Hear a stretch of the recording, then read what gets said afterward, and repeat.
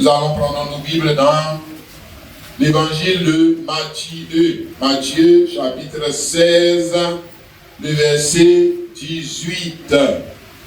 Matthieu 16, 18. Et moi, c'est le Seigneur Jésus qui parle, je te dis que tu es Pierre, et que sur cette pierre, je bâtirai mon église, et que les portes du séjour des morts ne prévaudront point contre elle. Amen. Amen. Sur cette pierre, je bâtirai mon église, a dit le Seigneur Jésus-Christ. C'est mon église, mon adjectif possessif. Ce n'est pas je bâtirai une église. Hein? C'est je bâtirai mon église. Hein? Voilà. Ça veut dire que la notion d'église existait déjà. Hein? Voilà, la notion d'église n'a pas été introduite avec lui. Puisqu'il dit, je bâtirai mon église. Donc la notion d'église existait déjà. Hein? Voilà, avec l'église de Moïse, l'église d'Abraham, etc., etc. Même toi-même, ton église. Ta famille, c'est ton église.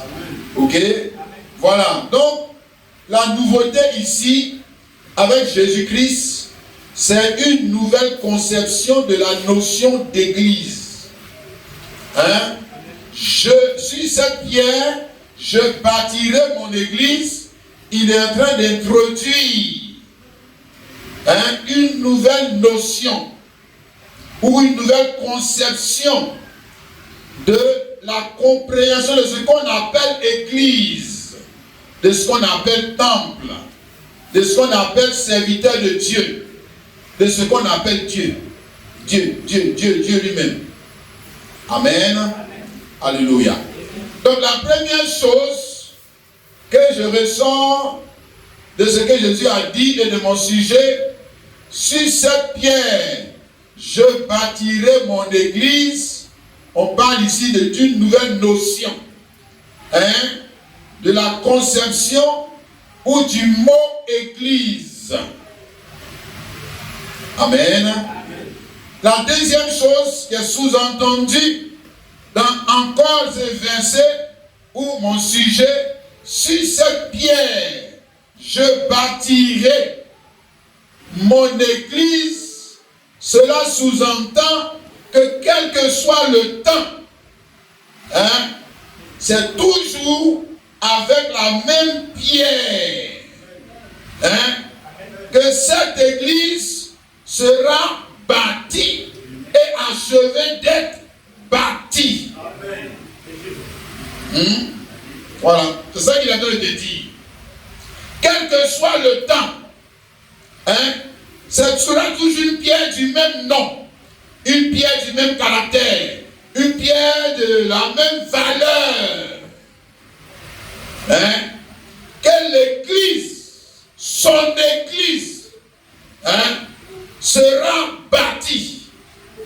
Donc, pour que vous et moi, nous puissions faire partie de cette église, parce qu'il est important que vous et moi, ou les hommes en général, fassions partie de cette église, parce que cette église, c'est le seul endroit où l'homme peut se mettre à l'abri du danger. Du danger. Danger de quoi? Mais il a bien dit dans le verset.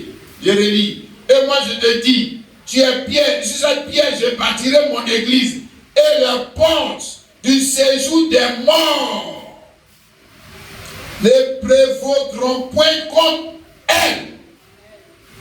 Donc il y a un danger qui est dans le monde, où d'autres même vont encore venir. Le plus grand danger c'est quoi? Mais il a bien nommé le séjour des morts, la mort. La mort. Ou la corruption. Quand on parle de la mort, tu vas penser que la mort, ça veut dire que je suis tombé et je suis mort, on allait m'enterrer. Non, C'est pas de ça qu'il parle. Hein. Avant qu'on ait enterré, là, il y a la corruption. La mort dont il parle, c'est la corruption. Hein? Quand la nature est corrompue, c'est la mort. C'est la mort. Hein? Quand ta foi est corrompue, hein? Quand ce que tu fais change en mal, quand ce que tu es en train de faire là, tu fais ça mal, c'est la mort. C'est la mort. Hein? Dans le seul endroit où vous et moi, on peut être à l'abri de la corruption des faux prophètes, des fausses églises, tout ça c'est la quoi? Tout ça, lui il a appelé ça comment? La mort. C'est la mort. Les faux prophètes, faux pasteurs, fausses églises, faux maris, fausses femmes, faux camarades, faux, tout ce qui est faux, c'est la mort. C'est la mort. Et la mort va venir, parce que ce qu'il a de dire, la mort ne peut pas prévaloir contre elle. Quand il va finir de bâtir, la mort va venir. La mort vient toujours. Dans le jour de l'église d'Adam, quand il a fini de leur parler, la mort est venue. La mort vient toujours. Et qui envoie la mort? Qui envoie la mort? Ce n'est pas le diable qui envoie la mort, c'est lui Dieu qui envoie la mort. Tu ne sais pas ça? C'est pour ça qu'il te dit que regarde, il y a un endroit. Quand je vais envoyer des problèmes, là, ce qu'on appelle la mort, là, il faut te trouver dans un endroit. Va te cacher dans un endroit. C'est le même qui t'a dit que je bâtirai l'église, c'est le même qui t'a dit que je vais envoyer la mort. Ce n'est pas le diable. Le diable lui-même, il est au service de qui? Et puis il peut envoyer la mort. Il peut envoyer qui? C'est Dieu qui envoie. C'est lui qui envoie toujours. Donc, pour entrer dans cette église et être à l'abri de la mort aujourd'hui que les gens appellent la vie, parce que ça dépend de quelle conception est en toi. Hein? Et toi tu vas appeler ça la vie. Dieu lui appelle ça comment? La mort. C'est que tu es dedans, toi tu appelles ça la vie. Dieu lui appelle ça comment? C'est la mort. Tu es dedans mon frère. C'est la mort. Oui. Hein? Donc, on fait entrer et il faut que vous et moi on entre dans cette église. C'est important de rentrer dans cette église pour être à l'abri de la mort. Il faut commencer par identifier la pierre. C'est-à-dire, sur cette pierre, je bâtirai mon église. Si tu connais la pierre, tu vas connaître aussi l'église. Amen. Alléluia. Ça va ensemble? Frère, hein? Si tu peux identifier la pierre dans ton jour, on n'a pas dit la pierre hier, non, la pierre aujourd'hui. Parce qu'il a dit, je bâtirai. Dans chaque âge, il y a une pierre avec laquelle il va bâtir. Il va bâtir. Sur cette pierre, ça veut dire avec cette pierre. Tu as bien compris quand même. On va dire que c'est toujours comme ça, sur cette pierre. Mais quand on dit sur, ça veut dire que c'est toujours avec la même pierre.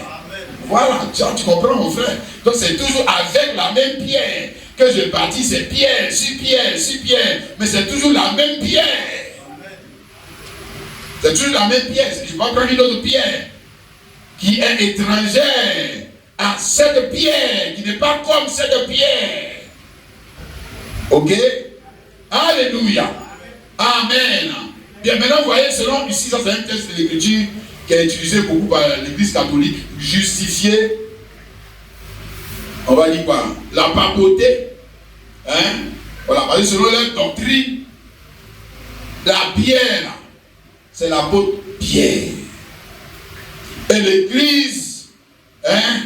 Voilà, sur laquelle cette pierre est bâtie, c'est l'église catholique.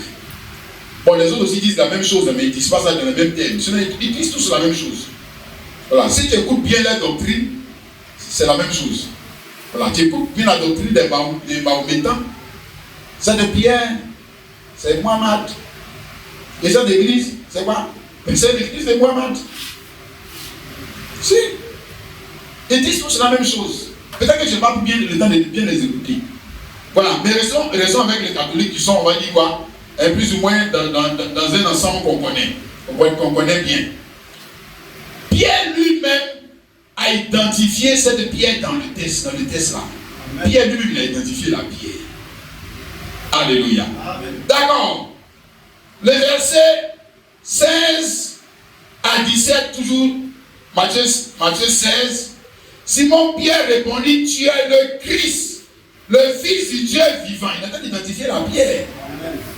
Et puis, Jésus répondant, prenant la parole, lui dit, tu es heureux, Simon, fils de Jonas, car ce ne sont pas la chair et le sang qui t'ont révélé cela, mais c'est mon Père qui est dans les cieux, qui t'a permis d'identifier la pierre dans ton jour. Voyez, c'est dans son jour. Alléluia. Voilà. Aujourd'hui, là, si tu répètes, quelle est cette pierre? Tu dis, ah, mais Pierre a dit qu'il est le Christ, le Fils du Dieu du vivant. Oh, tu vois, ça c'est dans l'histoire. Toi, tu nous as ramené dans l'histoire. Non, c'est pas ça.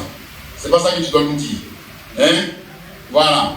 Ici, encore, on va partir de ce que Pierre a identifié, parce que Pierre a identifié la pierre. L'apôtre Pierre. Voilà.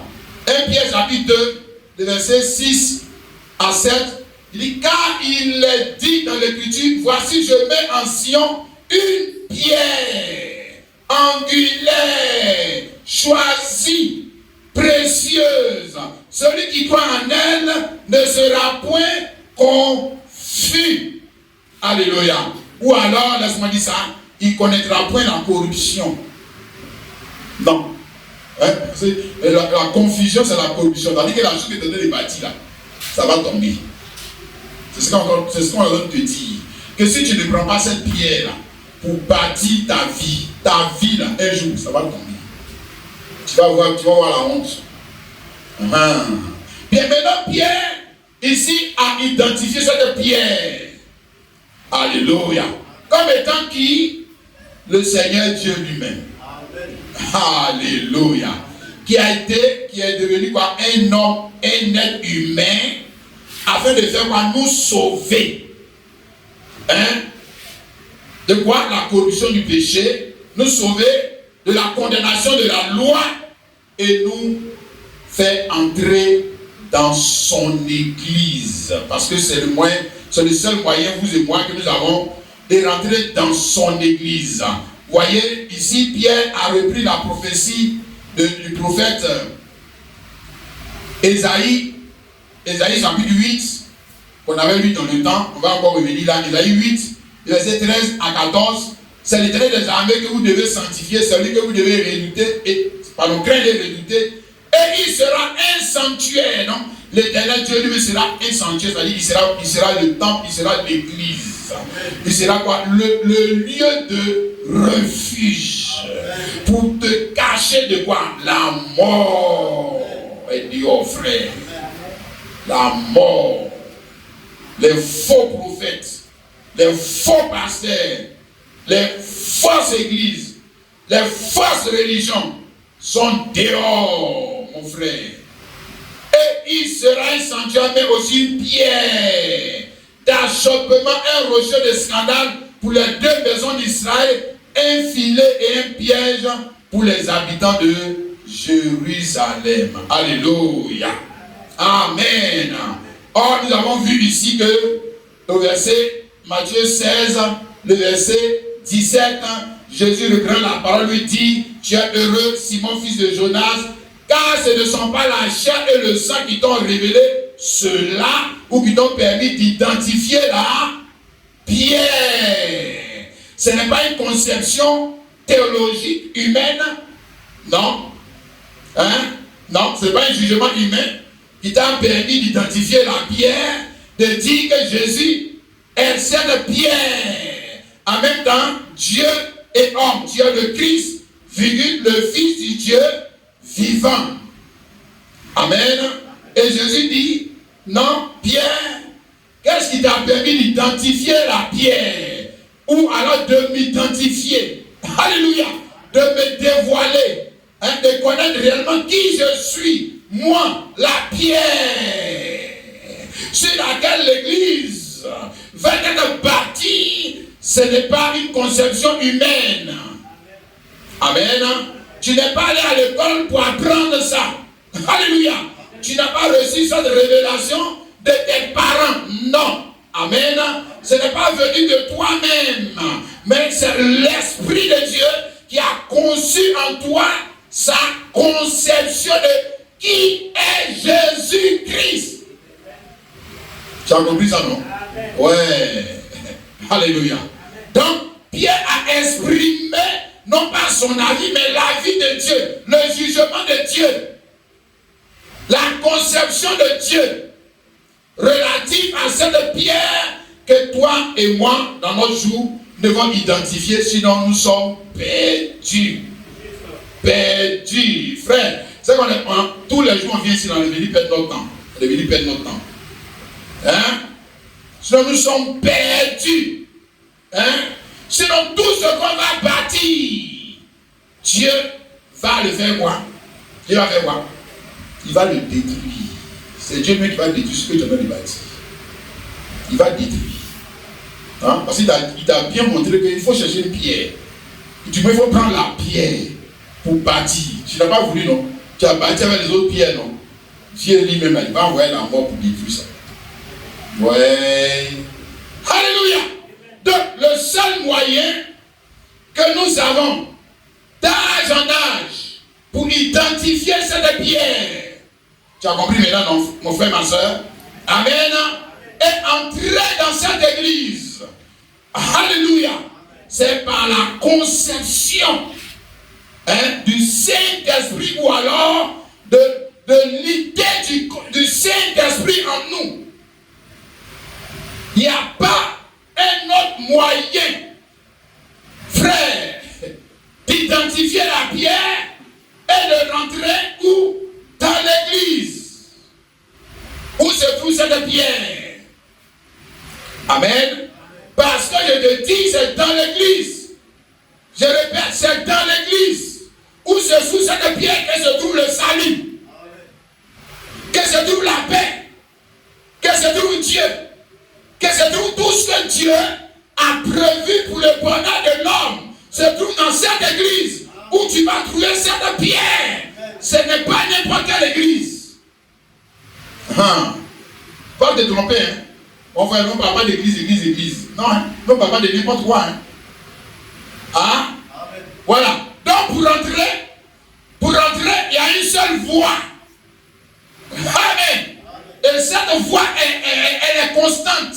Elle est la même parce que Dieu, lui, n'est pas quelqu'un d'inconstant. Il fait ici, après ça, il s'est trompé. Non, s'il fait comme ça, et puis après il change, c'est qu'il s'est trompé. Il s'est trompé la première fois. Frère Branham dit non, Dieu ne peut pas apprendre. Non, c'est pour ça que Dieu fait tout là. Quand il commence quelque chose là, c'est de cette manière, il va toujours continuer. C'est toi et moi qu'on apprend. C'est pour ça que quand on fait quelque chose, on change. Parce qu'on a appris que non, on avait mal fait. Donc il faut qu'on change. Il faut qu'on change. C'est toi qui es en train de faire ça. Et toi, tu n'es pas Dieu. Voilà. Donc c'est toi qui peux faire ça. Et Dieu ne peut pas commencer quelque chose. Pierre a identifié Christ. Et puis après maintenant ça devient l'apôtre Pierre. Et puis après maintenant ça devient Jean Robert. Et puis après maintenant ça devient Toi Simplice. Et puis après maintenant ça devient Kwaku Daniel. Ça c'est n'importe quoi. Quelle église vous avez bâti là? C'est votre église, ouais. Vous avez bâti. Non? C'est pas de ça qu'on parle. Regarde. Ici, Jean chapitre 3. Le verset 3. Jésus lui répondit. En vérité, donc c'est une vérité qui est relative au seul moyen pour vous, c'est moi, d'entrer dans cette église. Et puis tu rentres avec ta famille, ton argent, tout ça qui est en banque là. Prends tout, rentre dans cette église pour te cacher. Sinon, c'est que tu ne connais pas, tu vas voir dedans. Ce qui t'attend devant, là, tu ne vas pas comprendre. Tu ne vas pas aimer. Tu ne vas pas du tout aimer. Hein? Voilà. Il demande ici la condition. Si un homme ne naît de nouveau, il ne peut voir le royaume. Or, le royaume, c'est quoi? C'est l'église.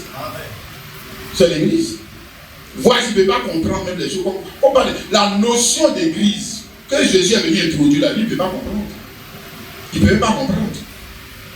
Il est toujours dans la vieille notion d'église d'Abraham. Il est tout dans la même vieille notion d'église de Moïse. C'est dans ça que lui il est. Il va dire la notion d'église de son papa. De ses parents là-bas, ouais. Donc il ne peut pas voir. Naître, c'est concevoir. Mais concevoir quoi? Dieu qui conçoit son jugement, Dieu qui conçoit son idée, Dieu qui conçoit ses sentiments dans un homme. Voilà. Et à partir de là, l'homme là commence à faire quoi? À concevoir les choses comme Dieu. C'est à partir de là qu'il commence maintenant à concevoir des choses comme Dieu. Sinon avant là, il va concevoir les choses, si c'est un baoulé, il va concevoir les choses comme les baoulés. Si c'est un bourreau, il va concevoir les choses comme les bourreaux. Si c'est un Américain, il va concevoir les choses comme les... Et puis maintenant, les autres, ils vont dire que c'est un chrétien. Ce n'est pas un chrétien, c'est un Américain. Ce n'est pas un chrétien, c'est un doula. Si je te dis, ce n'est pas un chrétien, c'est un baoulé. Ce n'est pas un chrétien, c'est un pété, c'est un bourreau, c'est un ivoirien, ce n'est pas un chrétien. Ah. Regarde sa conception de la vie. Hein? Si un homme naît de nouveau, c'est quoi? Nouvelle conception. Et il dit, nouvelle notion de quoi? De l'église. De l'église, temple, église, adoration. Il vient avec une nouvelle nouveauté. Nous, on est dans quoi? Dans la nouveauté. Hein? Quand il naît de nouveau, ça veut dire qu'il y avait ancienne naissance ou ancienne conception. Ça, on peut comprendre ça. Hein? Verset 5. Jésus répondit, en vérité, si un homme est né d'eau et d'esprit, maintenant il explique maintenant naît de nouveau là, c'est quoi? C'est né d'eau et d'esprit. Hein? Alléluia. L'eau de la parole et l'esprit. Donc, la parole est la conception de l'esprit. Parce que la conception de l'esprit ne vient pas sans la conception de la parole. La conception de l'esprit et la parole sont une seule et même chose. Hein? Alléluia. Donc, le gars, il ne peut pas venir nous dire, Jean, je suis né de nouveau. Et puis, il n'a pas la conception de la parole de Christ. Là, moi, c'est le menteur. Hein? Et il continue de concevoir la parole, la sémence. La parole comme les gens de la tradition. Et lui, il dit qu'il est dans l'église. Non, tu es dans l'autre église, là, l'église là. Église que Dieu a dit, non, pas fille, vous venez dans le là. C'est là pas encore tu es. Regarde, il ne peut entrer dans le royaume de Dieu. Il n'a pas dit qu'il ne peut pas aller au ciel. Ici, il n'a pas dit que le gars meurt puis il sera au ciel. Non. C'est pas de ça qu'il parle. Tu comprends, non? Deux, il parlait à qui? Il ne parlait pas à une prostituée. Il parlait, il y avait un homme, verset 1, il y avait un homme dans les pharisiens nommé Nicodème, un chef des Juifs, qui vint, lui, auprès de Jésus, de nuit, et lui dit, Rabbi, nous savons que tu es un docteur venu de Dieu. Donc, ce n'est pas n'importe qui est venu parler à Jésus. Et ce n'est pas n'importe qui que Jésus a commencé à prêcher quoi, la nouvelle naissance ou la nouvelle conception, alléluia, des idées de Dieu dans l'homme. Ce n'est pas une prostituée. Alors, parce que nous, on entend tout souvent, on est là, les chrétiens qu'on a, mais toi-même qui dis que tu es dans le fait de Dieu là, tu es dans pour Dieu là aussi. Ah, il faut te regarder toi-même d'abord. Tu es dans quelle conception? Il faut regarder bien toi. Hein? Regarde. Royaume de Dieu, c'est règne. Or, le règne de Dieu, c'est de faire marcher comme l'homme Jésus. L'homme Jésus, il a marché dans le règne de Dieu. Oui. Tu n'as pas vu comment il est né. Tu n'as pas vu comment il a marché. Tu n'as pas vu comment il est mort. Tu n'as pas vu comment il a servi Dieu. Voilà, c'est ça le règne. C'est un règne. Parce qu'il y a différents types de règne. Règne végétal, règne animal, règne humain, règne angélique. Et puis après, au-dessus de tous les règnes, il y a Poutier. Si, il y a Poutier. Poutier là, au-dessus. Alléluia. Maintenant, les gars, de quel règne il a parlé? Royaume de Dieu. Il n'a pas parlé de règne animal. Règne de Dieu. C'est règne de Dieu. C'est des hommes, mais ils sont maintenant arrivés à la dimension du règne de Dieu. Donc, ils sont devenus des quoi? Des dieux. Les gars, ils sont devenus des dieux. Alléluia. Est-ce qu'un Dieu ou une déesse peut se comporter comme un homme banal, un profane? Quand même. Est-ce qu'il peut s'habiller comme un profane? Quand même. Quelle est la définition des choses? Même montre que souvent nous-mêmes on discute avec nous-mêmes quoi. Ça veut dire que toi-même tu es plaisantin, tu ne comprends pas la signification des mots. Un Dieu, un Dieu, il peut marcher comme les profanes. Et puis les gens viennent l'adorer. Jamais. Donc il doit faire quelque chose que tout le monde ne fait pas. Ça on dit qu'il est Dieu. Et il est un héros. Alléluia. Tu vois ici, Matthieu chapitre 18, le verset 17 à 18. Je te parle de l'église. Et j'espère qu'après ici, chacun va regarder s'il est dedans. Il n'est pas dedans. Frère, il ne faut pas venir seulement dans l'église et pas pour Daniel. Sinon tu seras surpris. Sinon tu seras surpris. D'accord. S'il refuse de les écouter, dis-le à l'église. Donc on parle ici de l'autorité de l'église sur la terre. Mais on a pensé que c'est l'autorité des pasteurs seulement. Non. L'église tout entière. On a pensé que c'est l'autorité du pape seulement l'enseignement des catholiques. C'est l'autorité du pape seulement. C'est l'autorité du quoi? On va dire quoi? Du grand révérend seulement. Non. L'église. Ou du moins ceux qui sont membres. Donc dis-le à l'église.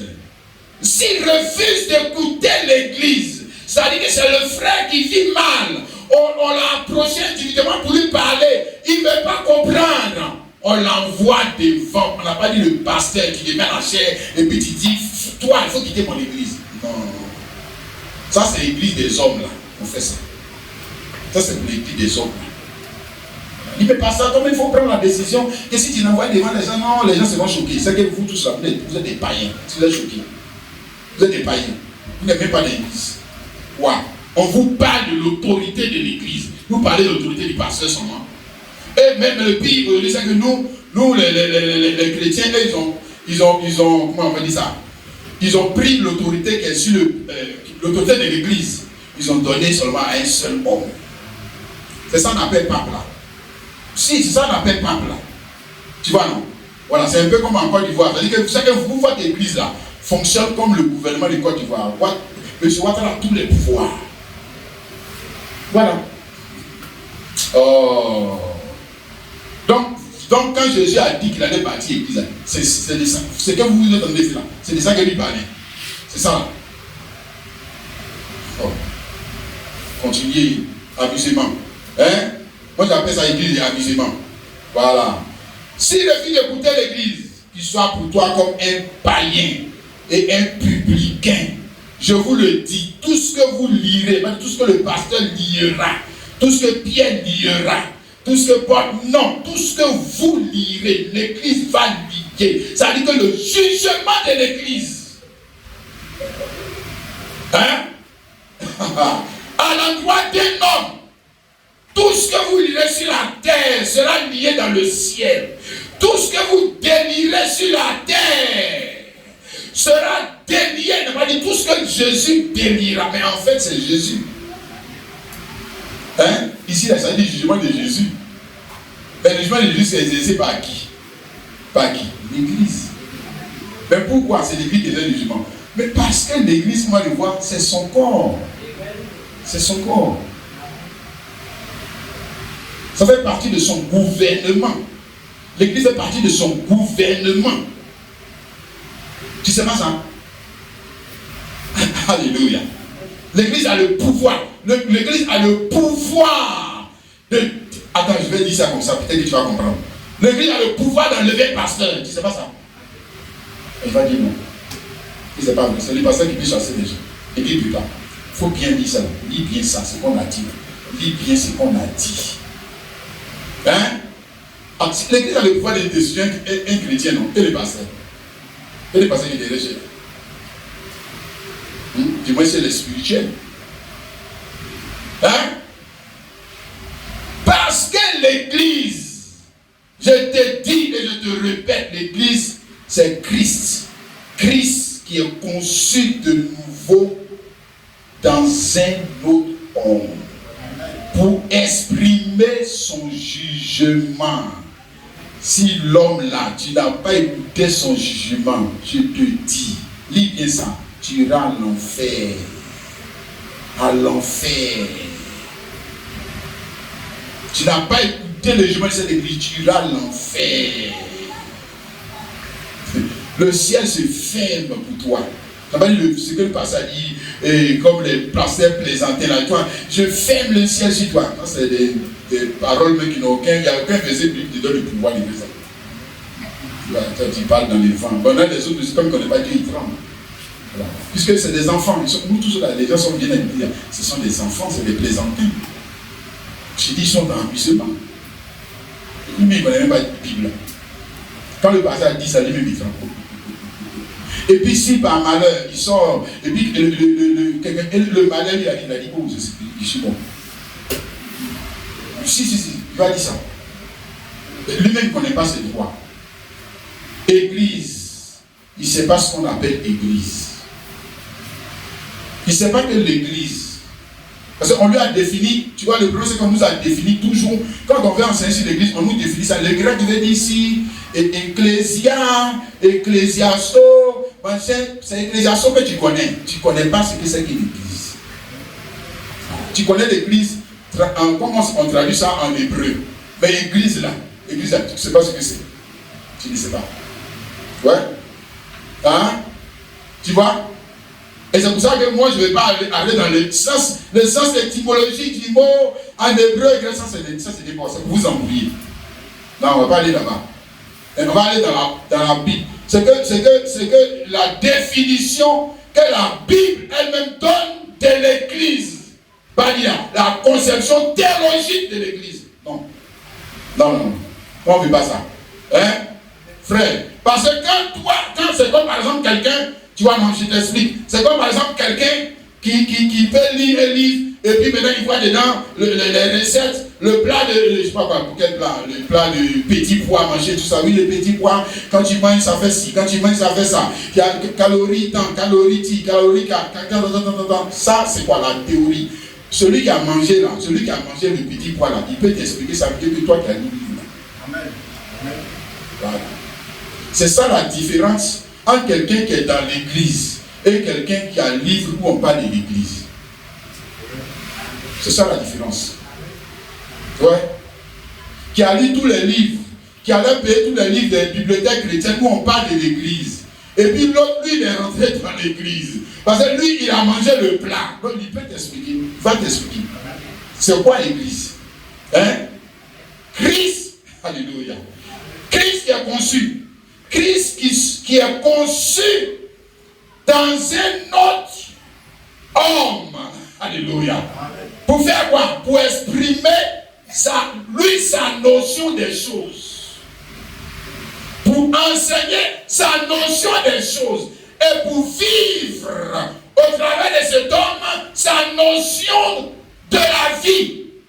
Sa notion du mariage. Sa notion du bonheur. Sa notion de l'adoration, parce que Christ a adoré, sa notion de la prière. Donc, Christ doit être conçu. Comme on a vu ici, pour l'apôtre Pierre, Simon Pierre répondit, tu es le Christ, le Fils du Dieu vivant. Jésus le prend la parole, lui dit, tu es heureux, Simon, fils de Jonas, car ce ne sont pas la chair et le sang qui t'ont révélé cela, mais c'est mon Père qui est dans les cieux, qui a fait voir en d'autres termes, conçu cette pensée en toi, et toi tu l'as exprimé. Alléluia. Et puis après, il vient parler d'église. Lis le contexte, maintenant tu vas voir ce que c'est que l'église. Il vient de te montrer l'église. Amen. Voilà ça, l'église. Hein? Amen. C'est pas quelque chose qu'il allait apprendre dans la définition. Mais il a exprimé une conception qui était pas inconnue. Qui était contraire à la conception, on va dire, populaire. Matthieu 16, verset 13 à 14. Jésus étant arrivé dans le territoire de Césarée de Philippe, demandant à ses disciples, qui dit donc que je suis? Moi, le Fils, a dit que qu'est-ce que vous pensez de moi? Et puis, ils ont commencé à répondre. Les uns disent que tu es Jean-Baptiste, les autres Élie, les autres Jérémie, ou l'un des prophètes. Et puis maintenant, quand Pierre lui prend la parole, il va dans le sens contraire. Et puis on lui dit que, mais ce que tu viens de dire là même là, Pierre, ça ne vient pas de toi. Voilà l'église. Alléluia. Un homme et une femme qui est quoi, on va dire quoi, animé de la conception de Christ aura un jugement opposé. Si. En celui de qui? Mais des autres hommes, il aura quoi? Un avis opposé. Mais s'il dit, il est dans l'église, et puis son avis, comme on adore, il adore comme les païens adorent, il chante comme les païens chantent, il s'habille comme les païens s'habillent, il conçoit, bref, la vie comme les autres conçoivent la vie. Il est dans l'église aussi. Non. Il n'est pas encore dit non. Voilà. Présentement, il est dans quoi? Mais il est dans la tradition. Parce qu'il y a deux choses. Le jugement qui est selon la tradition des hommes. Et puis il y a le jugement qui est selon la conception de Dieu. Amen. Quand tu es dans l'église, c'est conception de Dieu. Je dis, peu importe le sujet, tu dois donner la conception de Dieu, pas la conception de ton parti politique. Si tu as donné la conception de ton parti politique, c'est que tu n'es pas un chrétien, c'est que peut-être tu es un PDCI. Si, tu es un RHDP. Voilà. Si, c'est que tu es dans le parti politique. Et c'est les idées de ton parti politique là qui t'animent. Toi, tu es dans l'église. Tu es dans l'église des gens aussi. L'église. Eux aussi, Ouattara a son église. Babo Loura a son église. Tu ne sais pas ça. Tu ne sais pas que c'est l'église. Tu ne sais pas que c'est l'église en train de faire. Bon, faut jouer avec ça.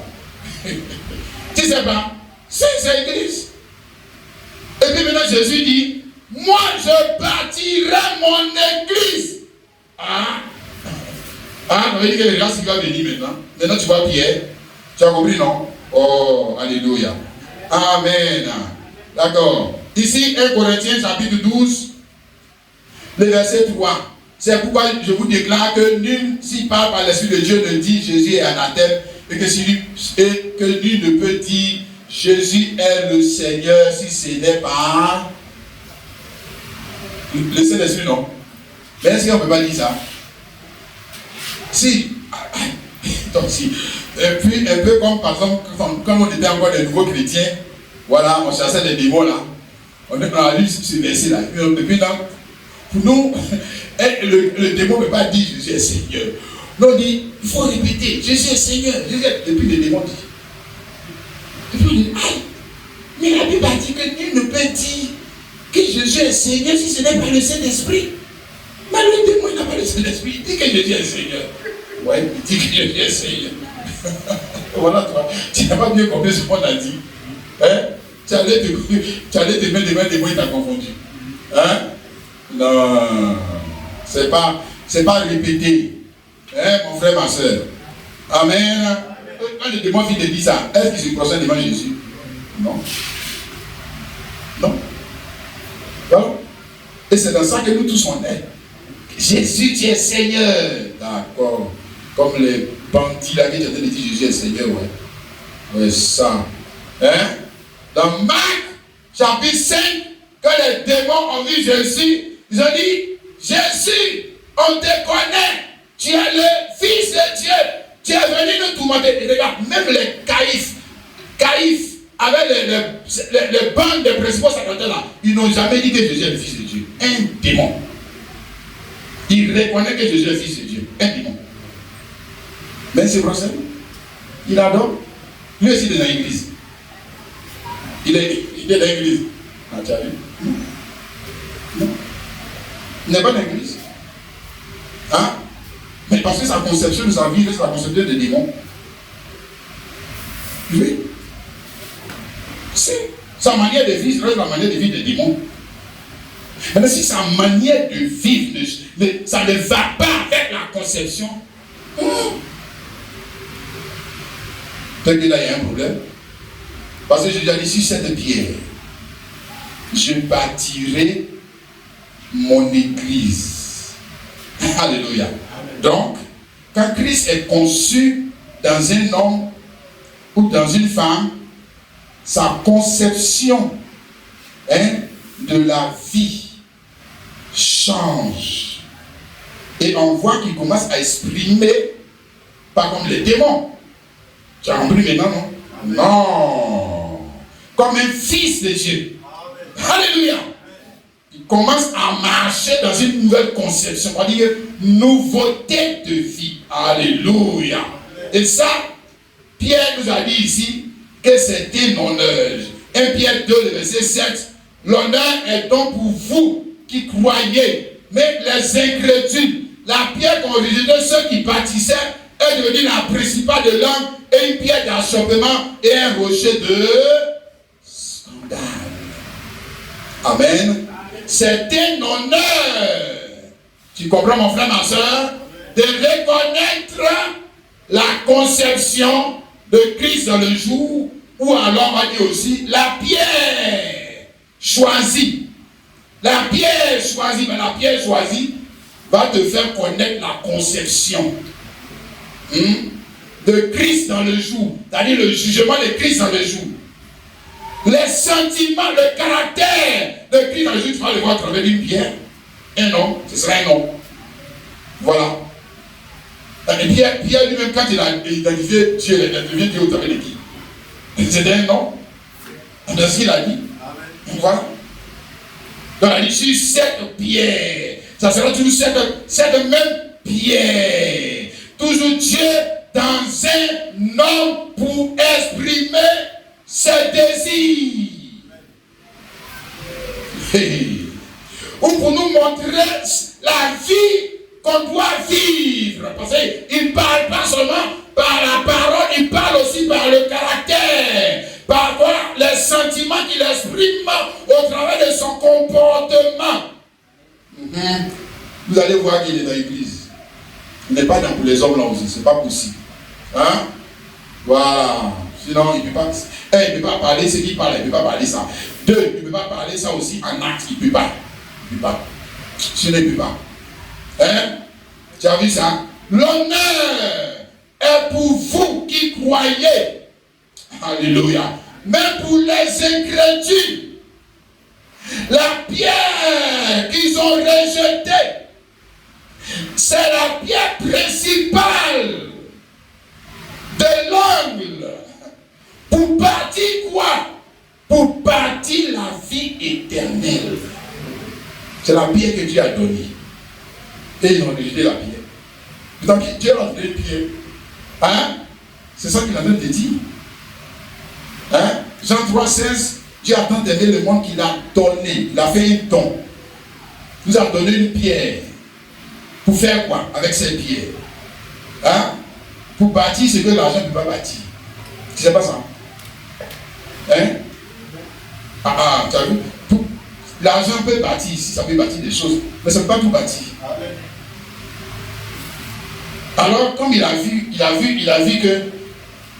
l'argent qu'il t'a donné, l'intelligence même qu'il t'a donné, la femme qu'il t'a donné, les enfants qu'il t'a donné, ne peut pas bâtir les choses éternelles. Alors maintenant, il te fait maintenant dans chaque âge, Dieu te fait un don.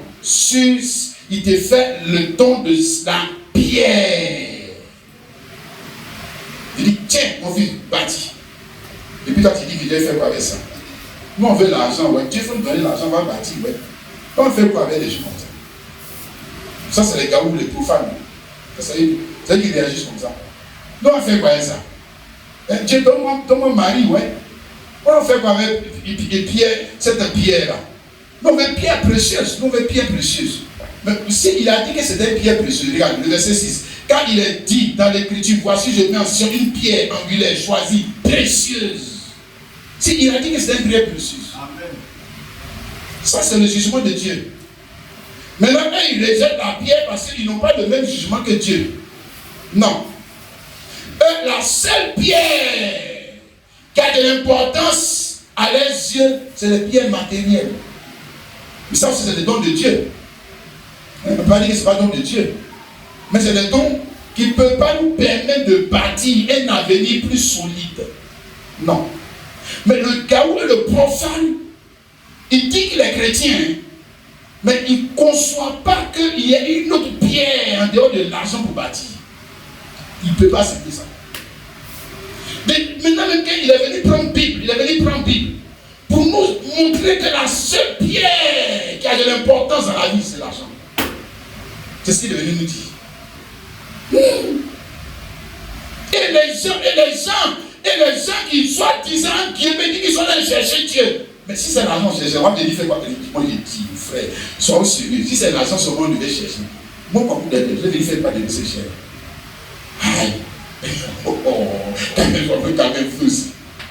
Aïe. On fait quoi avec Dieu? Si la mort n'existe pas, qu'un jour, tout ce qu'on a bâti, on va laisser partir.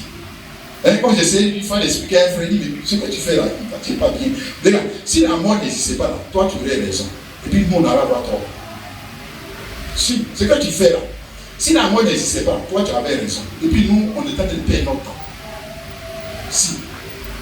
Ce que tu fais là va s'arrêter. Et un jour, tu auras besoin d'une autre pierre pour passer même le fleuve, pour entrer dans la vie éternelle là. Il faut payer.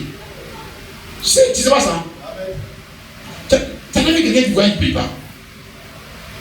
Mais toi, tu n'as pas la pierre pour passer. Ce que tu comptais là-dessus pour rentrer partout là, tu as laissé ça là-bas. Et puis toi-même, tu es parti, tu n'as pas de pierre. Tu fais comment? Là, on fait comment? Voilà toi. Ça, c'est un gars.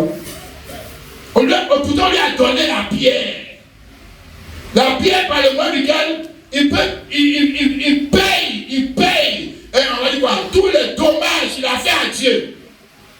Si, tu sais pas ça. Aïe. Mais c'est comme ça qu'on dit que Dieu nous a aimé, il nous a donné pour que quiconque croit ne périsse pas. Parce qu'il y a la mort derrière. Il y a la mort qui vient derrière. Et donc il faut qu'on ait le moyen de nous racheter. Avec quoi on va te racheter? Hein? Toi-même là, quand tu vas dans la boutique là, tu prends ta vie pour aller payer portable, tu ne donnes pas une chose à la même valeur que le portable prend. Tu as déjà vu quelqu'un aller payer quelque chose, puis il ne donne pas la valeur de la chose qu'il prend. Et puis ça va. Bon, maintenant on va racheter toi ton âme avec quoi? Hein? Sois intelligent. On te parle du sang de Dieu, tu ne parles de l'argent. Donc ici, il s'agit maintenant de racheter une valeur que l'argent ne peut pas racheter. C'est de ça qu'il s'agit. L'argent ne peut pas. Donc on fait comment? Hein? Parce qu'après l'argent, il y a quoi? Après l'argent, tu ne sais pas qu'il y a. Tu ne sais pas que la plus grande valeur, c'est le sang. Tu ne sais pas. Hein? L'argent est plus grand que le sang, tu ne sais pas ça. Mais là, si tu ne sais pas ça, là, on peut rien faire pour toi. Mais dans la vie normale ici, là, mon frère. Et le frère, quand tu vas à l'hôpital, il manque des sang. On va mettre c'est l'argent, on te transfuse l'argent. Tu as déjà vu transfusion d'argent? Ça existe dans quel hôpital? C'est ça le sang? Et puis il faut que le sang soit de ton groupe. Hein? Mais donneur universel. Mais ici on te parle du donneur universel. Christ. Dieu lui-même, parce que Dieu il est universel, donc il faut que son sang aussi soit un sang universel. Donc on te parle de la pierre. Et ici cette pierre, la pierre aussi c'est quoi? C'est quelque chose de valeur.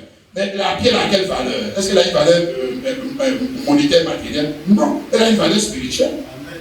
Elle a une valeur morale. Et 1 Pierre, chapitre 1, le verset 18 à 19. Sachant que ce n'est pas avec des choses périssables, par de l'argent et de l'or, que vous avez été rachetés avec manière de vivre, que vous avez été de nouveau Père, mais par le sang précieux de Christ. Et il t'a dit. Et puis tout ça, ça est dans Pierre, mais c'est pas comment les catholiques lisent la Bible là. Et puis il s'en va voir le sang des pierres. Il s'en va voir le sang des pierres. Comme on parle des pierres. On parle de quel pied? La bonne pierre. La bonne pierre qui est moins enterrée là. Mais l'église est toujours là. Quand même. Bon, on te parle d'une valeur, alléluia, avec laquelle choses que la mort n'a pas détruit. Et avec quoi? Le sang. Si, avec le sang. Si c'est pas ça, tu achètes. Alléluia. Amen. Ici encore dans Apocalypse, chapitre 3, le verset 18. Il dit, je te conseille d'acheter de moi de l'or, éprouvé par le feu, afin que tu deviennes riche, et de vêtements blancs, afin que tu sois vêtu, et que la honte en te ne paraisse pas, et un colis pour tes yeux, afin que tu vois. Je te conseille d'acheter, mais avec quoi tu vas acheter? On te donne la valeur, il t'a donné, parce qu'il sait que l'argent que tu as fait, on ne peut pas payer ça, c'est pas possible. Ça ne peut pas. Il t'a donné. Mais qu'est-ce que les gens en ont fait? Ils ont rejeté la pierre. C'est ça qu'on a vu là, non? La pierre? Hein? Les bâtisseurs. Ici, nous, on est ici, là, il n'y a pas quelqu'un qui bâtit pas quelque chose. Tout le monde est bâti. Bon, ça, c'est les paresseux, ils ne bâtissent pas sa vie. Parce que toute chose se bâtit. L'avenir, il bâtit, tu bâtis la vie de tes enfants, la vie de ta femme, l'avenir, etc. Tu bâtis. On dit, mais on n'a pas dit, ce n'est pas des bâtisseurs, ce sont des bâtisseurs. Mais des bâtisseurs qui ont rejeté la pierre. Et ça, c'est grave. Quand ils ont rejeté la conception que Dieu a de lui-même et du bonheur. Ils vont bâtir quoi? Regardez d'ailleurs, qu'est-ce qu'ils sont venus bâtir. On voit qu'ils ont rejeté pour Dieu là, il ne fait rien avec ça. On n'a pas dit qu'il ne fréquente pas l'église. Il fréquente l'église, mais il n'est pas d'accord avec la conception que Dieu lui, c'est que Dieu appelle bonheur. Lui, il n'est pas d'accord. Il dit que c'est faux. C'est faux. Mais la preuve, si il ne joue pas son argent, il ne joue pas son travail. Hein. Il ne joue pas avec ça. Hein. Mais le sang de Jésus. Hein? Et l'église. Hein? Et sa relation avec Dieu. Hein? Ça piétine ça. On n'a pas de valeur avec des choses comme ça. On fait quoi ça? On mange ça. Lui, c'est comme ça, il réfléchit. Est-ce qu'on mange ça? Donc, aussi, un jour, tu vas voir qu'on mange ça. On mange, ça se consomme. Tu vas voir. Hein? Regarde, les bâtisseurs, c'est toujours dans chaque âge, c'est la même chose. Tu as bien compris, non, mon frère, ma soeur. Alléluia. Et puis, nous avons 1 Pierre, chapitre 2 aussi, le verset 4 à 5. Il dit, approchez-vous de lui, pierre vivante. Alléluia. C'est une pierre vivante. C'est une pierre précieuse et puis vivante. Amen. Et tout ce que cette pierre a, c'est de la valeur. On nous dit, approchez-vous de lui, pierre vivante, rejetée par les hommes, mais choisie et précieuse devant Dieu. Et vous-même, comme des pierres vivantes, édifiez-vous pour former une maison spirituelle. Alléluia. Voilà, tu vas construire une maison maintenant spirituelle. On dit, viens construire une maison spirituelle. Il dit, non, on regarde construire seulement une maison, on va dire, on va quitter la maison, on va dire. Viens construire une famille spirituelle. Amen. Hein? Viens construire l'entreprise spirituelle. Il dit, on fait quoi avec ça? Voilà. Hein? Si, on fait quelque chose avec ça. Ça, c'est notre assurance vie éternelle. Amen. Alléluia. Amen. Tu as vu ça, mon frère, ma soeur? Amen. Amen. Bien, maintenant, tu vois ici, il a fait de montrer encore quelque chose concernant la notion de l'église avec Jésus-Christ. Comme je l'ai dit, Jésus a introduit une nouvelle notion de l'église. Amen. Puisqu'il dit ici, approchez-vous de lui, pierre vivante, rejetée par les hommes, mais choisie et précieuse devant Dieu. Et vous-même, comme des pierres vivantes, édifiez-vous pour former une maison spirituelle. Amen. Donc ici, on est de nous dire quoi? Édifiez-vous pour former une maison spirituelle. Parce que si nous n'arrivons pas à former cette maison spirituelle, frère, on est venu s'amuser ici. C'est quoi on est venu s'amuser? On était dans l'amusement. Il fallait même mieux qu'on était dans le monde même. Il fallait mieux. C'était mieux. Hein? Ah, si. Il dit, Lui qui a été rejeté là, vous aussi, approchez-vous de lui comme des pierres vivantes. Et puis édifiez-vous pour former une maison spirituelle. Donc il a de montrer ici la nature de son église. Hein? Tu as vu ça, non? Amen. Son église est faite de quoi? Pierres vivantes, c'est-à-dire des pierres qui peuvent exprimer ses sentiments. Ses sentiments. C'est ça, pierre vivante. Hein? Les pierres sur lesquelles il a écrit ses sentiments et il va exprimer ses sentiments.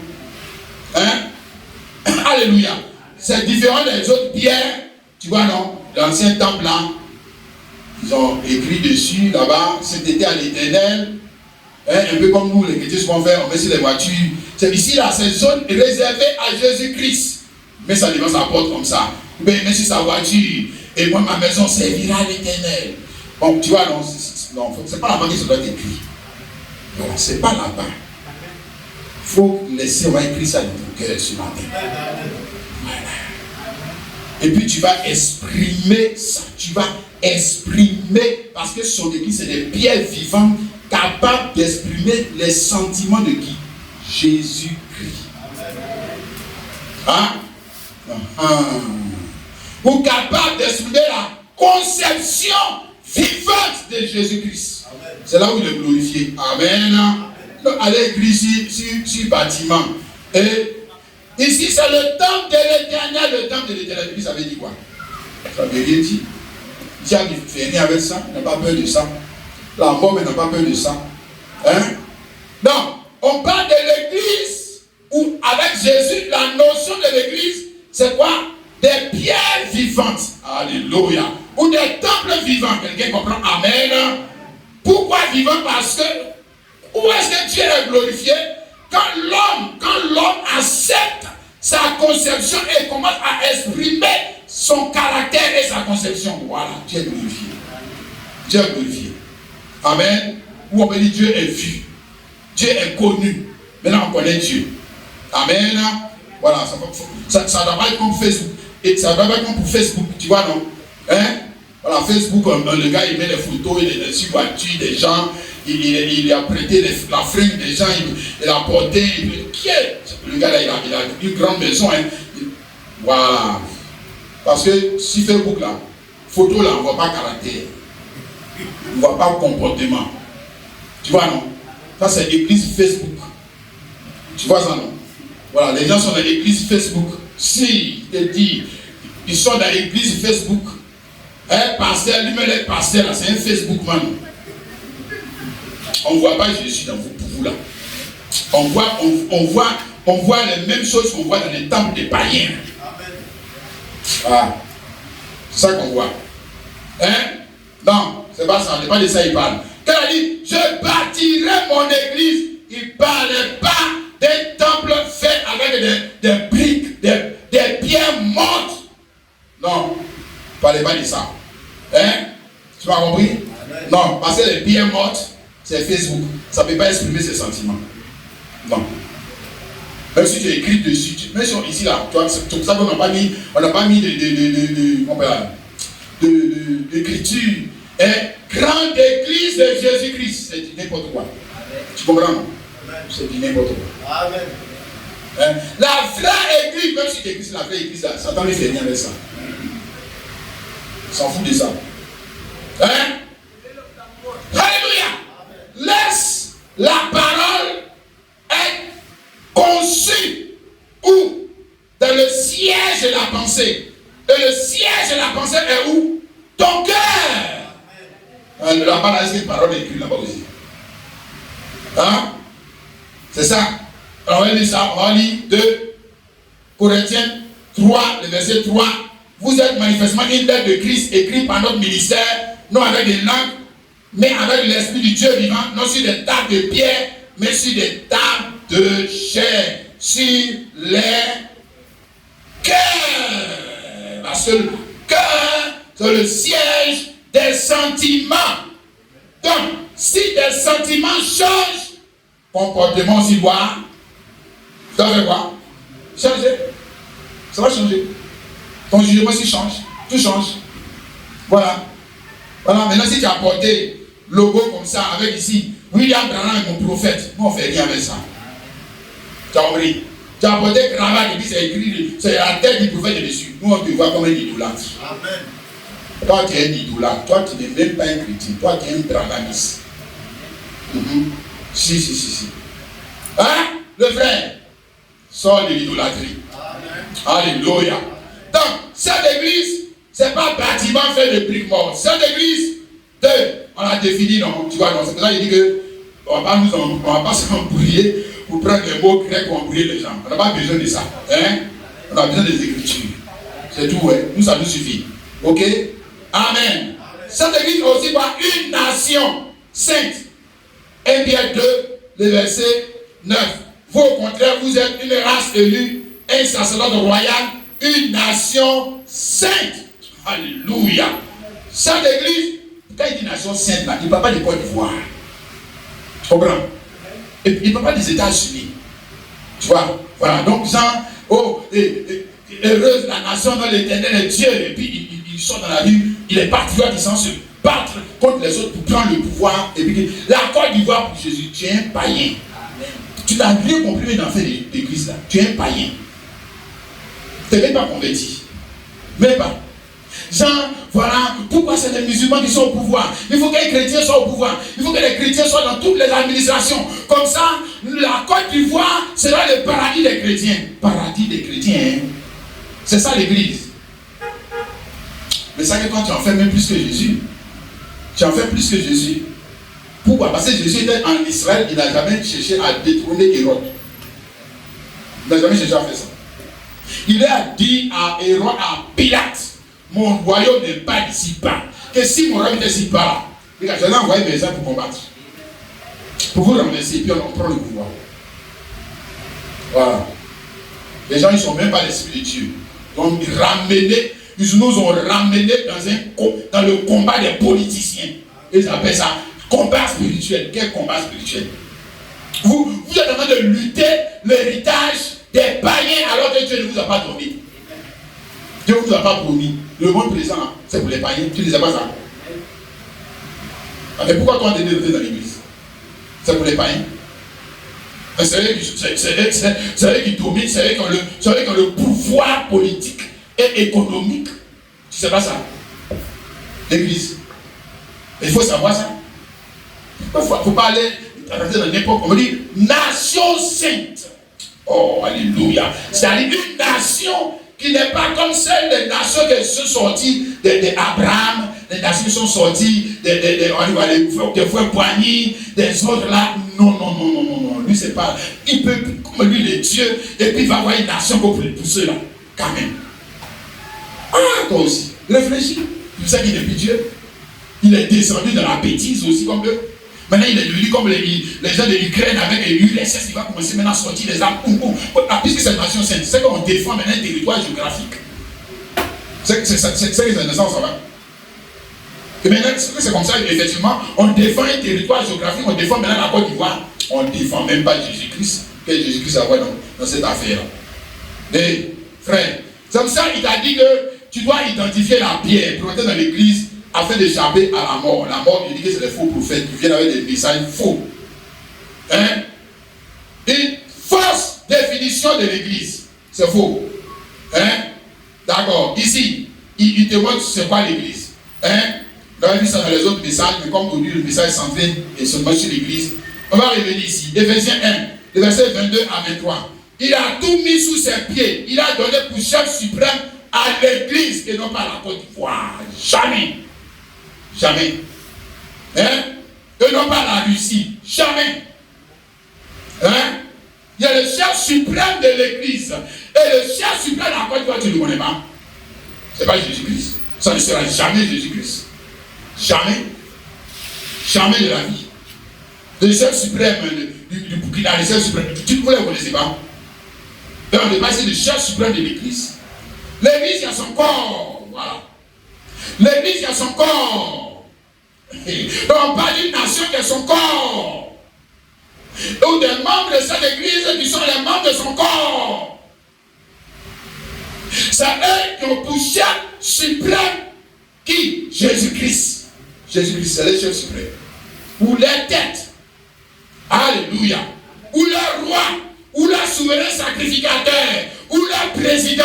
Donc, il est le roi des rois qui sont les membres de son corps. Frère, il n'est pas le roi des rois païens. Non, hein. Non, hein. Il ne faut pas mélanger, hein. Voilà. Souvent, il y a la confusion. On dit le roi des rois. Parce que lui-même ne se voit pas roi. Lui-même, le Christ ne se voit pas roi. Alors que c'est de lui on parle. C'est de lui on parle du roi des rois. On parle de toi. Lui voit, parce que tu vois, la notion de roi, lui-même là, il comprend rien dans la notion que Jésus est venu introduire. Donc lui voit roi. Quand on dit roi, c'est qu'il doit être assis sur le trône de Ouattara. Aïe, quand même, on dit roi. Et puis il est ici assis, ici avec le pouvoir. Non! On parle de règne, mon frère. Voilà, c'est règne. Alléluia! Toi, tu es dans quel règne? Tu marches sur les serpents, les scorpions. Tu marches sur le péché. Tu marches sur toute la puissance de la mort. Frère, comment on appelle le gars des États-Unis là? Président des États-Unis là? Biden. Il peut marcher sur les serpents. Bill Gates a toute sa fortune. Il peut marcher sur le diable. Quand le diable va le voir avec toute sa fortune, il va fuir. Il peut marcher sur le péché. Il peut résister au péché. Jamais. Jamais. Donc il faut savoir de quoi on te parle. Voilà, c'est l'incompréhension. Regarde. Et ici, 1 Pierre 2, le verset 9. Vous au contraire, vous êtes une race élue, un sacerdoce royal. Hein? Vous êtes des rois à l'image de qui? Mais de Christ. Votre tête. À l'image de Christ. Hein? Qui était un roi, mais il n'avait pas de genre. Qui était un roi, mais il n'avait pas de palais. Qui était un roi, mais il n'avait pas de couronne. Mais c'était le roi. Amen. C'était quand même le roi. Amen. Ça songeait bien. Tu as compris, frère? Amen. C'était le roi, mais il n'avait pas de maison. C'était le roi, il n'avait pas de garde de corps. Mais c'était quand même le roi. Amen. Voilà le roi que toi tu es. Alléluia. Dans ta dimension spirituelle. C'est pour ça qu'il faut la révélation pour te connaître. Amen. C'est pour ça qu'il fallait la révélation pour connaître Jésus. Parce que la manière dont tu es habillé là, tout le monde ne peut pas te connaître. Tout le monde ne peut pas te connaître. Savoir qui tu es vraiment. Non. Et souvent toi-même tu ne sais pas qui tu es vraiment. C'est ça le problème. Quelqu'un dit Amen. Amen. Donc c'est dans la tradition religieuse que le temple ou l'église, on conçoit l'église comme étant le bâtiment. Ça c'est la tradition religieuse. Hein? Voilà. L'église, mais vous n'avez pas dit que c'est l'église, pourquoi on n'a pas écrit devant? Voilà. Bah, lui, il est choqué quand il voit ça. Il dit, mais aïe, faut dire que vous êtes dans l'église. Mais pourquoi on n'a pas écrit devant ministère du temps? Mais l'église, on écrit ministère du temps. C'est comme ça on fait. Voilà. Parce que lui, il voit toujours la chose comme, on va dire quoi, une institution humaine. Une institution humaine, on doit écrire devant. Ministère des armées, forces armées, ministère de la fonction publique. Voilà. On va dire quoi que l'église, c'est comme ça aussi. C'est ça. Il n'a pas évolué dans la notion d'église. Quelqu'un me comprend? Amen. Dis Amen. Il croit que l'église, où on est venu comme ça présentement, peut-être qu'il quitte la maison pour venir, il dit que je m'en vais à l'église. Dans sa tête, il est dans la notion ancienne du temple et de l'église. Il ne sait pas que c'est lui-même qui a déplacé Dieu pour envoyer ici. Amen. Voilà. Il croit qu'il est quitté là pour venir trouver Dieu ici. Il ne sait pas que l'église là c'est lui-même. Il ne sait pas qu'à chaque fois que lui se déplace, il se déplace avec quoi? Avec quoi? Dieu. Amen. Alléluia. Il ne sait pas que l'église du Nouveau Testament, c'est une église vivante. C'est une église moderne. C'est une église quoi? Intelligente. C'est une église qui peut se déplacer. Lui il n'est pas d'accord avec ça. Même quand on a vu de prêcher ça là, il dit que ça il n'a pas dit la vérité. L'église c'est ici là, vous venir là. Elle est dans l'église. Voilà. C'est pour ça que pour venir ici, il peut bien s'habiller pour venir. Mais quand il sort d'ici là, il vit comme il veut. Que venir ici, le comportement qu'il a dehors là, et puis ici, c'est pas la même chose. Parce que ici, il a l'église. Voilà. Ici, il a l'église. Tu vois, non? Il est lui, de sa tête, l'église, ce n'est pas le corps. L'église, c'est les choses matérielles. Donc, tant que l'église, c'est les choses matérielles, il aura des comportements. Il faut que le regarder, ce gars-là, il a des comportements. Hein? C'est ça, non? Ouais, comportement on s'en va à l'église. Et même souvent, habillement, on s'en va à l'église. Et puis, habillement, on a quitté l'église. Voilà. C'est ça. Hein? Mais il n'est pas évolué. Dieu a évolué dans sa notion d'église, dans sa notion de temple, dans sa notion d'adoration. Lui, il est toujours resté comme les sorciers. Parce que dans la sorcellerie, il y a toujours le bois sacré. C'est là-bas, on s'en va trouver la divinité. Et puis après, on quitte là-bas, et puis on vient à la maison. Mais la divinité, on laisse la divinité là-bas. Hein? Voilà, on laisse là-bas. Voilà, lui, il est toujours dans cette conception païenne, religieuse, traditionnelle, du culte de la divinité. Tu vois? Et il ne voit pas qu'avec Jésus, on a introduit une autre notion, c'est une autre notion nouvelle. Alléluia. Parce que l'église, ça devient maintenant quoi? Le corps. De qui? Mais de celui à qui Dieu a conçu son idée. Voilà. C'est lui. Alléluia. Et pour concevoir l'idée, Dieu a racheté cet homme avec la pierre. Tu as compris maintenant, non? Amen. Et la raison pour laquelle il a racheté cet homme, c'est pour en faire son corps. C'est pour en faire sa maison de fonction sur la terre. Pour que par cet homme, on voit les idées de Dieu. On voit Dieu. Et voici maintenant. Alléluia. Oh, c'est beau, on le sent, mon frère, ma soeur. Et ici, 1 Corinthiens, chapitre 6, le verset 15 à 20. Il dit, ne savez-vous pas que vos corps sont les membres de Christ? Hein? Ne savez-vous pas que vos corps sont les membres de Christ? On va dire que ne savez-vous pas que vos corps sont les membres de la maison de fonction de Christ? Ah, moi, j'ai juste ça pour bien expliquer. Tu sais pas ça? Hein? Véronique, ton corps est membre du corps de Christ. Quand on parle de l'église, on parle de toi. On parle de toi, on ne parle pas de ce bâtiment-là. Voilà. Ça ne sert à rien à voir si demain les gens viennent casser ça. L'église n'a pas été cassée pour autant. Si les gens viennent fermer ça, ils ont fermé l'église. On peut fermer l'église de Jésus-Christ. Qui va fermer? Il est fort, hein? Pour fermer l'église de Jésus. Jamais. Hein? Pour la détruire, il ne peut pas. La corrompre, il ne peut pas. Parce que je lui ai dit que les portes du séjour des morts ne peuvent pas prévaloir contre elle. Donc, on peut casser les bâtiments. On peut tout détruire. Même les Bibles, mais l'église, non. Alléluia. Pourquoi? Mais parce qu'elle est le corps. La maison d'habitation de Dieu sur la terre. Pourquoi? Parce que Dieu veut être près de l'homme. L'homme n'a pas toujours besoin de se déplacer. C'est Dieu qui doit se déplacer pour aller vers l'homme. Avec qui? Mais les membres de son corps. Les membres de son corps. Voilà. Les membres de son corps. Et tu me saisis, mon frère? Voilà. Prendras donc les membres de Christ pour en faire les membres d'une prostituée. Ah, donc, quand je prends ma bouche, qui est membre du corps, pour mentir, faire des bêtises, et puis après, maintenant, je viens m'asseoir dans ma tête, quoi. Moi, je m'en vais à l'église. Alors que l'église, même là, je viens de la souiller. Je viens de souiller cette église. Hein? C'est la mentalité qui va changer. On dit conversion.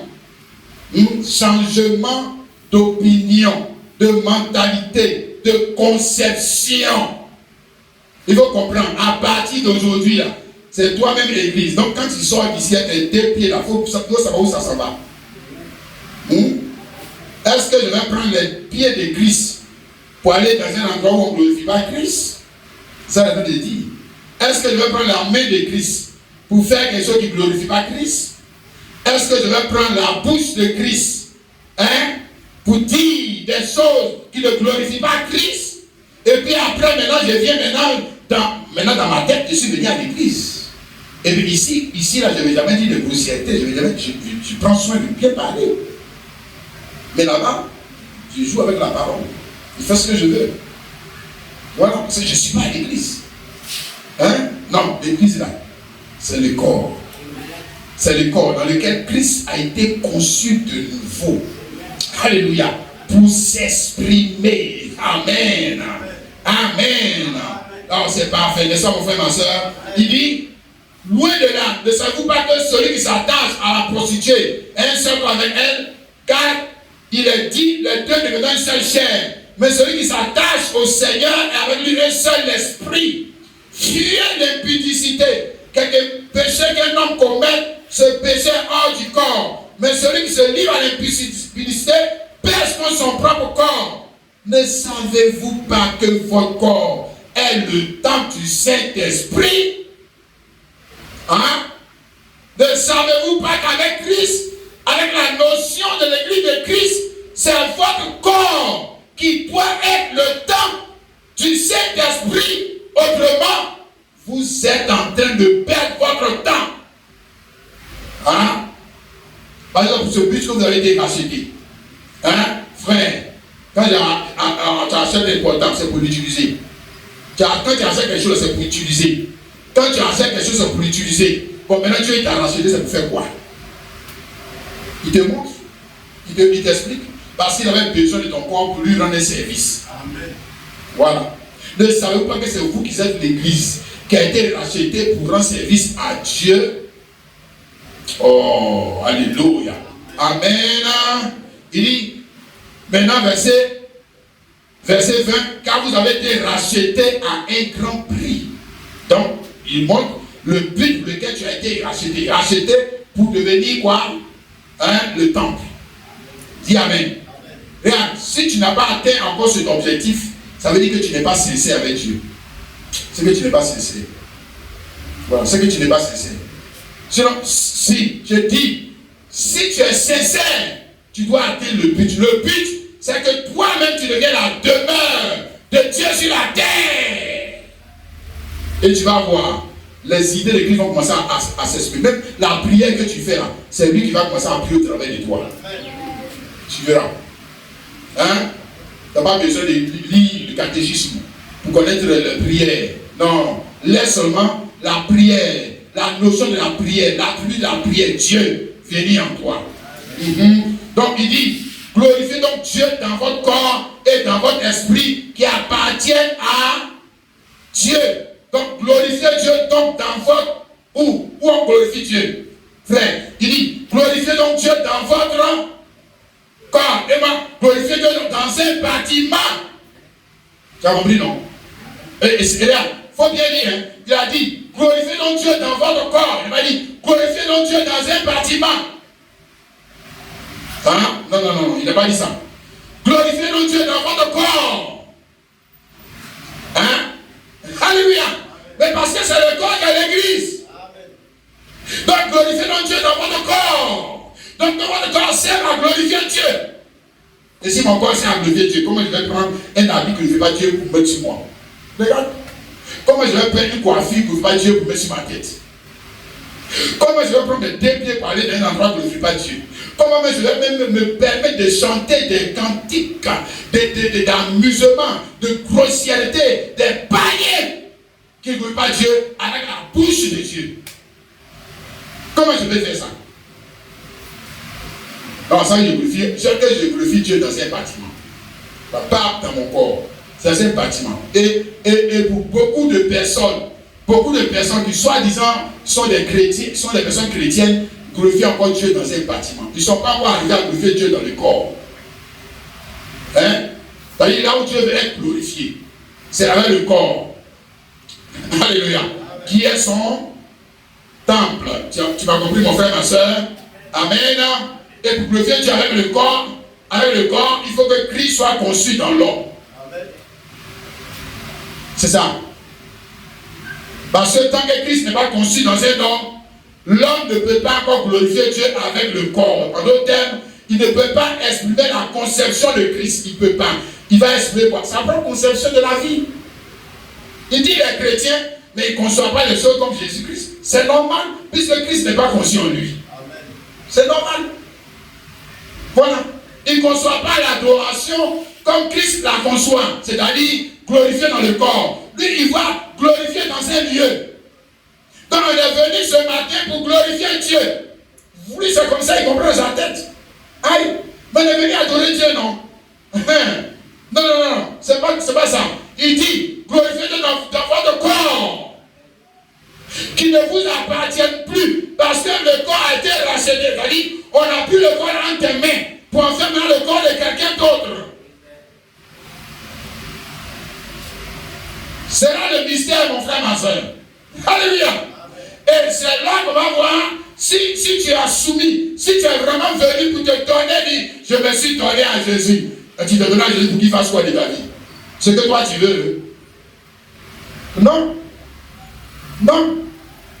C'est que lui, son programme, son agenda, il va venir en toi. Alléluia.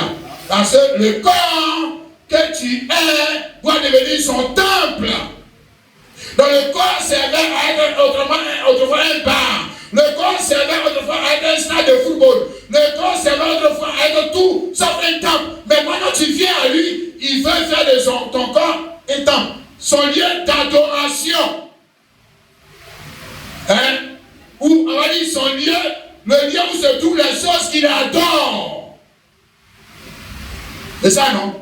La parole qu'il adore, comportement qu'il adore, l'amour qu'il adore, vêtements qu'il adore, ce qu'il n'adore pas, toi tu dois mettre ça dehors. C'est ça? C'est ça un temple? On ne veut pas faire dans un temple des choses profanes. Mais nous, notre conception, je dis, elle est toujours la conception païenne du temple. Parce que ici, on ne veut pas venir faire des choses profanes. Voilà. Mais elle, le corps avec lequel tu fais des choses profanes. Mais c'est que tu es toujours dans l'ancienne conception du temple. Dans la conception païenne du temple.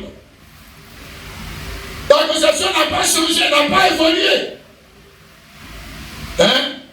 On va dire même aujourd'hui la conception de la résurrection, comme ça, on est toujours dans les histoires de Pâques, dans les histoires de Noël, puis dans les histoires même de jours de culte. Des jours de culte, s'il vous plaît. Dimanche. Ah, mais dimanche, on adore Dieu, non? Mais les autres jours, on adore les démons. Le dimanche, on adore Dieu. C'est le dimanche, on va à l'église. Voilà. Et les autres jours, on fait quoi avec le temps? Hein? Les autres jours, c'est pas obligé de venir. C'est dimanche seulement. C'est comme ça. Que Dieu lui-même, il sait que c'est dimanche seulement, on adore Dieu. Dieu lui-même, c'est ça. C'est Dieu qui t'a dit ça, mais c'est ta conception qui n'a pas changé. C'est Dieu qui t'a dit ça. Hein? Voilà. Et on ne vomit pas. Et le gars lui dit qu'il est l'église. Mais l'église, là, l'église, c'est une révolution. Tu ne sais pas ça. L'église de Jésus-Christ, c'est une révolution. Tu ne sais pas ça. C'est la révolution dans la notion de l'adoration. Dans la notion du service. Ça, le dimanche, peut en parler. Mais aujourd'hui, on parle de l'adoration. C'est le lieu que Dieu a choisi sur la terre pour se faire adorer. Les autres, ils n'ont qu'à faire ce qu'ils font de leur corps. Mais toi, tu n'as pas dit que tu es l'église. Tu n'as pas dit que tu es l'église. Mais pourquoi tu veux faire comme eux? Mais regarde, ça n'a aucun sens. Même les gens même qui adorent le démon, qui adorent dans le mysticisme, il y a l'endroit là, c'est sacré. On ne peut pas aller là-bas faire n'importe quoi. Non. C'est le lieu qui est consacré à l'adoration du fétiche. Ce que le fétiche dit qu'on ne doit pas faire, on ne vient pas faire ça là-bas. Mais nous, on ne parle pas d'ici des 4 murs. Parce que si c'est ça, on vient faire, nous sommes des hypocrites. Mais dans un cas, toi, avec eux là, ouais, dans quoi? Quand Jésus a dit que lui cherche des vrais adorateurs, ça veut dire que toi, tu n'es pas encore dans le vrai là. Tu es dans quoi? Tu es dans l'adoration des fétiches. Mais ici chrétien. Mais toi, tu as amené dans le groupe les féticheurs. Qu'est-ce qui a changé? Rien. Parce que toi, tu n'adores pas dans le corps, dans ton corps. Et tout ce que ton corps fait ne l'adore pas. Mais c'est que tu es dans fétiche. On va dire que tu es dans la chair. C'est ce qu'on appelle l'idolâtrie. Adorer les œuvres de la chair. Et non pas les œuvres de l'esprit. Vous savez si mon frère? Quelqu'un comprend? Amen. Alors, on va aller ici, un autre passage. Et puis on va attendre la fin. J'ai dit le dimanche prochain, on va parler du service. Ou de la mission de cette église. Éphésiens chapitre 2, le verset 19 à 22. Il a dit, ainsi donc, vous n'êtes plus des étrangers. C'est-à-dire étrangers au jugement de Dieu. Quelqu'un qui est dans l'église n'est plus un étranger. Alléluia. Et quand on dit étranger aux choses qui plaisent à Dieu. Ou un ignorant. C'est un étranger, quelqu'un qui arrive quelque part, il ne sait pas les us et coutumes de l'endroit. C'est un ignorant. Hein? Ben, il n'est pas un natif de l'endroit. Non. Hein? Ni des gens du dehors. Mais vous êtes des concitoyens des saints. C'est-à-dire, vous habitez la même ville que les saints. Oh, alléluia. Vous habitez le même endroit que les Paul et Pierre. Hein? Frère. Alléluia. Parce que l'église, on va le voir maintenant, a deux dimensions. Il y a la dimension terrestre. Le corps que tu vois, là, le corps que tu vois, c'est ce que tu vois. N'est-ce pas? Et une autre dimension de quoi Daniel. Tu la vois? Elle est céleste. Céleste. Ici, on parle de la dimension céleste. Ça vous dire que nous sommes concitoyens des saints. Mais les saints là, ils sont concitoyens de l'ancienne Jérusalem. Non. Ils ne sont pas concitoyens de l'ancienne Jérusalem. Ils sont concitoyens de la nouvelle Jérusalem. C'est là-bas leur vie. C'est là-bas leur patrie. Alléluia. Donc on parle ici de cette église. C'est pour ça qu'on ne peut pas la détruire. C'est pour ça qu'on ne peut pas me détruire. Parce que j'ai déjà une autre dimension qui est céleste. Elle est céleste. Elle est céleste. Alléluia. Et cette dimension céleste a la primauté, a le pouvoir, a la domination sur la dimension terrestre. Parce qu'on voit comment je m'exprime. Donc lui, là, c'est pas un Ivoirien. Parce qu'en temps normal, le problème qui est arrivé là, c'est comme ça que les Ivoiriens doivent dire, on a chassé tous les étrangers nous emmènent. Et puis aussi les chrétiens disent, ouais, les étrangers nous emmènent, on a qu'à les tuer. Un chrétien. Hein? Ouais, bravo. Hein? La religion nous a abrutis. Ça, c'est un abruti. Tu ne sais pas que toi-même tu es étranger. Hein? S'il y a quelqu'un qui est étranger en Côte d'Ivoire, tu ne sais pas que c'est toi. Amen. Tu ne sais pas ça. Ils sont en train de prendre leur place. Mais quelle place que moi j'ai? Place là, moi j'ai une place de haut ciel. Ils vont prendre quelle place? Amen. Ils vont prendre quelle place? Ça veut dire que ça, nous sommes des patriotes. Tu vois, le gars, c'est un patriote. Voilà, c'est un nationaliste. C'est un nationaliste. Il y a des partis nationalistes chrétiens. C'est un nationaliste chrétien, c'est pas un chrétien. Moi, je vous dis, lui là, c'est un nationaliste. Ou un panafricain. Vous ne voyez pas les blancs, ils sont de nous maltraiter. Ils sont de nous maltraiter. Mais si les blancs nous maltraitent, les noirs ne nous maltraitent pas aussi. Oh, quittez dans ça. Quittez dans ce message de mort. Ça c'est là, on appelle ça comment là? La mort. Tu vois un pas. Le jour où tu peux voir des prêcher des messages comme ça, il faut prier pour moi. C'est que je suis mort. Il faut prier. Il faut dire, il doit passer les bêches. Il est bêche. Regarde, ici, vous êtes des concitoyens des saints, gens de la maison de Dieu. Maison de Dieu là, c'est plus physique, c'est famille. Alléluia. Gens de la famille. Parce que l'église c'est dit quoi? L'église c'est dit quoi? Famille. La famille de qui? Dieu. Dieu. Alléluia. gens de la maison, parce qu'ils sont entrés dans la nouvelle conception pour être maintenant gens de la maison. Parce que regarde frère, tu ne peux pas être gens de la maison de Dieu et gens de la maison de Côte d'Ivoire. Aïe. Comment ça? Donc, oh les frères, toi tu appartiens, tu as deux nationalités. Deux nationalités. Non, c'est pas vrai. Non, nous on en a une seule. On en a une seule. Hein? Dis amen. Frère Bernard dit que les chrétiens, ce n'est pas un Américain. Les chrétiens, ce n'est pas un Chinois. Les chrétiens, ce n'est pas. Si, Frère Bernard avait prêché ça. Voilà. Les chrétiens, c'est quelqu'un qui appartient au royaume. C'est pour ça que sur la terre ici, même les gens de sa famille ne peuvent pas le comprendre. Ils vont jamais. Il y a des jugements là. Quand il va parler là, ils vont le soulever comme ça. Sors de notre famille. Il faut quitter nos familles. Oui. Parce qu'ils ont rejeté Jésus, la pierre de la famille d'Israël. Et puis toi, on ne t'a jamais rejeté. Je n'ai pas dit que tu fais exprès, mais c'est ta conception de la vie là qui va faire que tu auras problème. Parce que ta conception là vient contredire eux. Mais lui, il n'avait pas tant qu'il parle, nous contredit. Nous n'avons qu'il parle, c'est les pasteurs comme ça. Et voilà, c'est que tu es chrétien. Amen. Tu es chrétien. Tu es chrétien maintenant. Je te dis, mon frère, tu parles et puis tu t'allies si tu peux. Tu parles tout ça, ça dit si peu. Il faut regarder Jésus-Christ. Regarde la pierre, la première pierre. On dit pierre, je dis, mais pierre, quoi? Sa conception était trop bizarre. Sa conception. Alléluia. Oh, il a tellement dit. Donc on va essayer d'avancer. Et il dit, vous avez été édifiés sur le fondement des apôtres et des prophètes. Jésus-Christ lui-même étant la pierre angulaire.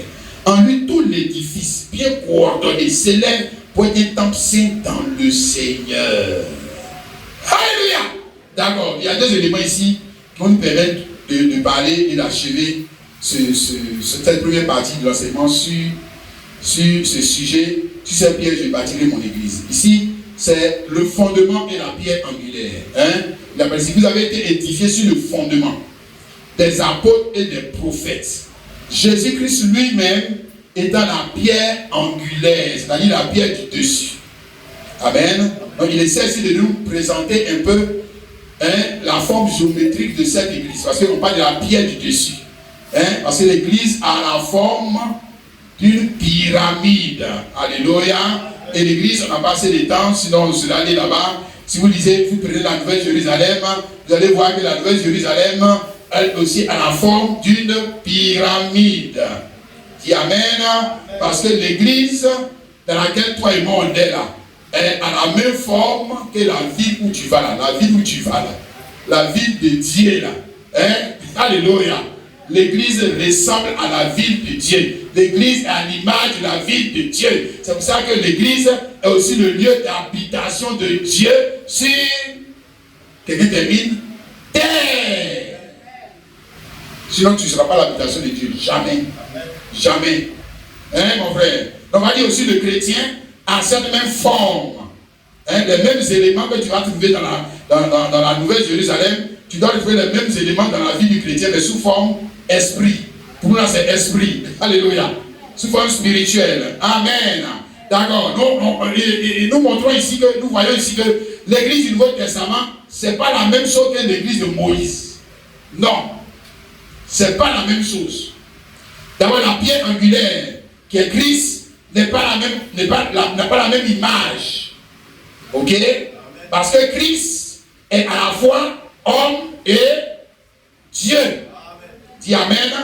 En d'autres termes, le Dieu du Nouveau Testament, le Dieu de l'église du Nouveau Testament n'a pas la même image que le Dieu de l'église de l'Ancien Testament. Il faut bien comprendre. Voilà. Il ne faut pas mélanger. Ce n'est pas la même église. Ce n'est pas la même chose. Le fondement de cette église sur laquelle nous allons maintenant nous intéresser, le fondement de cette église, ce n'est pas le même fondement que l'église de Moïse. Le fondement parle de quoi? Des pères fondateurs, ceux qui ont poser les bases des enseignements, de la révélation, de la connaissance de cette église. C'est pas la même chose. Hein? Amen. Parce que l'église de l'Ancien Testament n'avait pas pour fondement les apôtres de Jésus. Hein? Ils ne sont pas les apôtres de Jésus, vous avez été édifiés sur le fondement des apôtres et des prophètes. Pas de l'Ancien Testament, hein? Non, hein? Nouveau Testament. Dis Amen. Alléluia. Il y a tellement de choses à dire ici, mais je sais juste de raccourcir. Hein? Voilà, parce que ça, c'est un sujet, même en temps normal, c'est une semaine. Hein? Voilà, si on veut aller pas à pas, voilà, on serait ici même pendant une semaine en train de parler de l'église. Pour vous présenter c'est quoi. Jésus lui a parlé de quoi. Alléluia. Bien, maintenant nous parlons, j'ai dit, le fondement. Fondement, quand on dit fondement, c'est le commencement. Et on peut comprendre ça, en frère. Amen. Quand on commence à construire une maison, on commence par le fondement. On pose la fondation. Amen. Et la fondation de l'église a été posée par les apôtres de Jésus-Christ. Notamment par l'apôtre Paul. On lit cela ici, 1 Corinthiens 3, le verset 10 à 15. Selon la grâce de Dieu qui m'a été donnée, j'ai posé le fondement comme un sale architecte et un autre parti dessus. Mais que chacun prenne garde à la manière dont il partit dessus. Car personne ne peut poser un autre fondement que celui qui a été posé, savoir Jésus-Christ. Or, si quelqu'un bâtit sur ce fondement avec de l'or, de l'argent, des pierres précieuses, du bois, du foin, du chauve, l'œuvre de chacun sera manifestée, car le jour la fera connaître, parce qu'elle se révélera dans le feu, et que le feu éprouvera ce que l'œuvre de chacun. Si l'œuvre bâtie par quelqu'un sur le fondement subsiste, il recevra une récompense. Si l'œuvre de quelqu'un est consumée, il perdra sa récompense. Pour lui sera sauvé, mais comme au travers le feu. Amen. D'accord. Nous disons que le fondement c'est quoi? L'enseignement. Hein? Voilà, donc on va dire quoi? L'enseignement sur le mariage. Ok? L'enseignement sur le baptême. L'enseignement sur la divinité. L'enseignement sur l'église. Amen. L'enseignement a été posé par qui? Notamment dit l'apôtre Paul. Alléluia. Amen. Fondement, c'est commencement. Dis Amen. Et ça doit terminer aussi avec une autre pierre qui est semblable à qui? À la première pierre. Amen.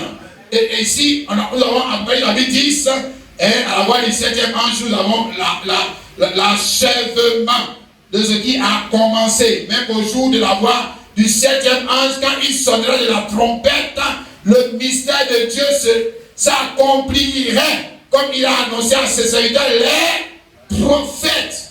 Prophètes de qui? Toujours qui? Nouveau Testament. Dis Amen. Ceux qui ont posé le fondement.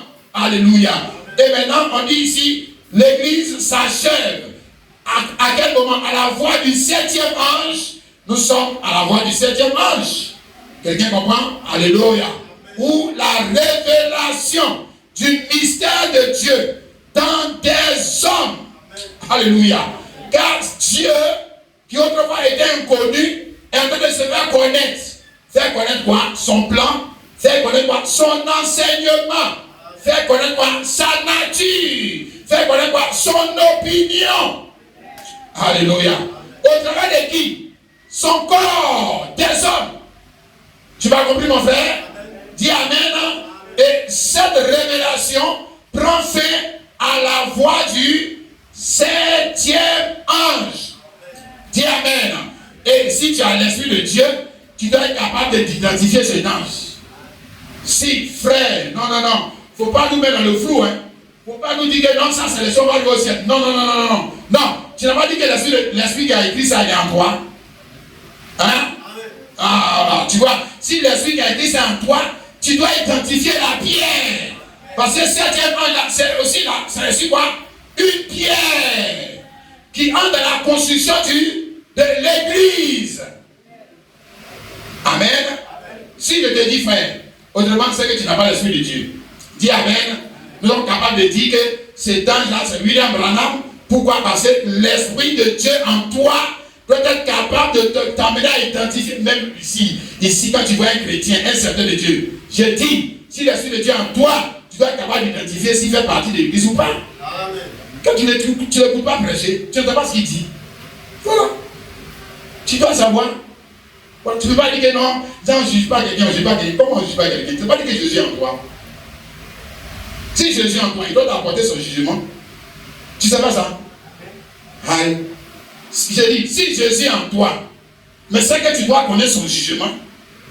Tu dois connaître. Donc maintenant, si tu ne connais pas ce jugement, c'est que nous tous sommes perdus.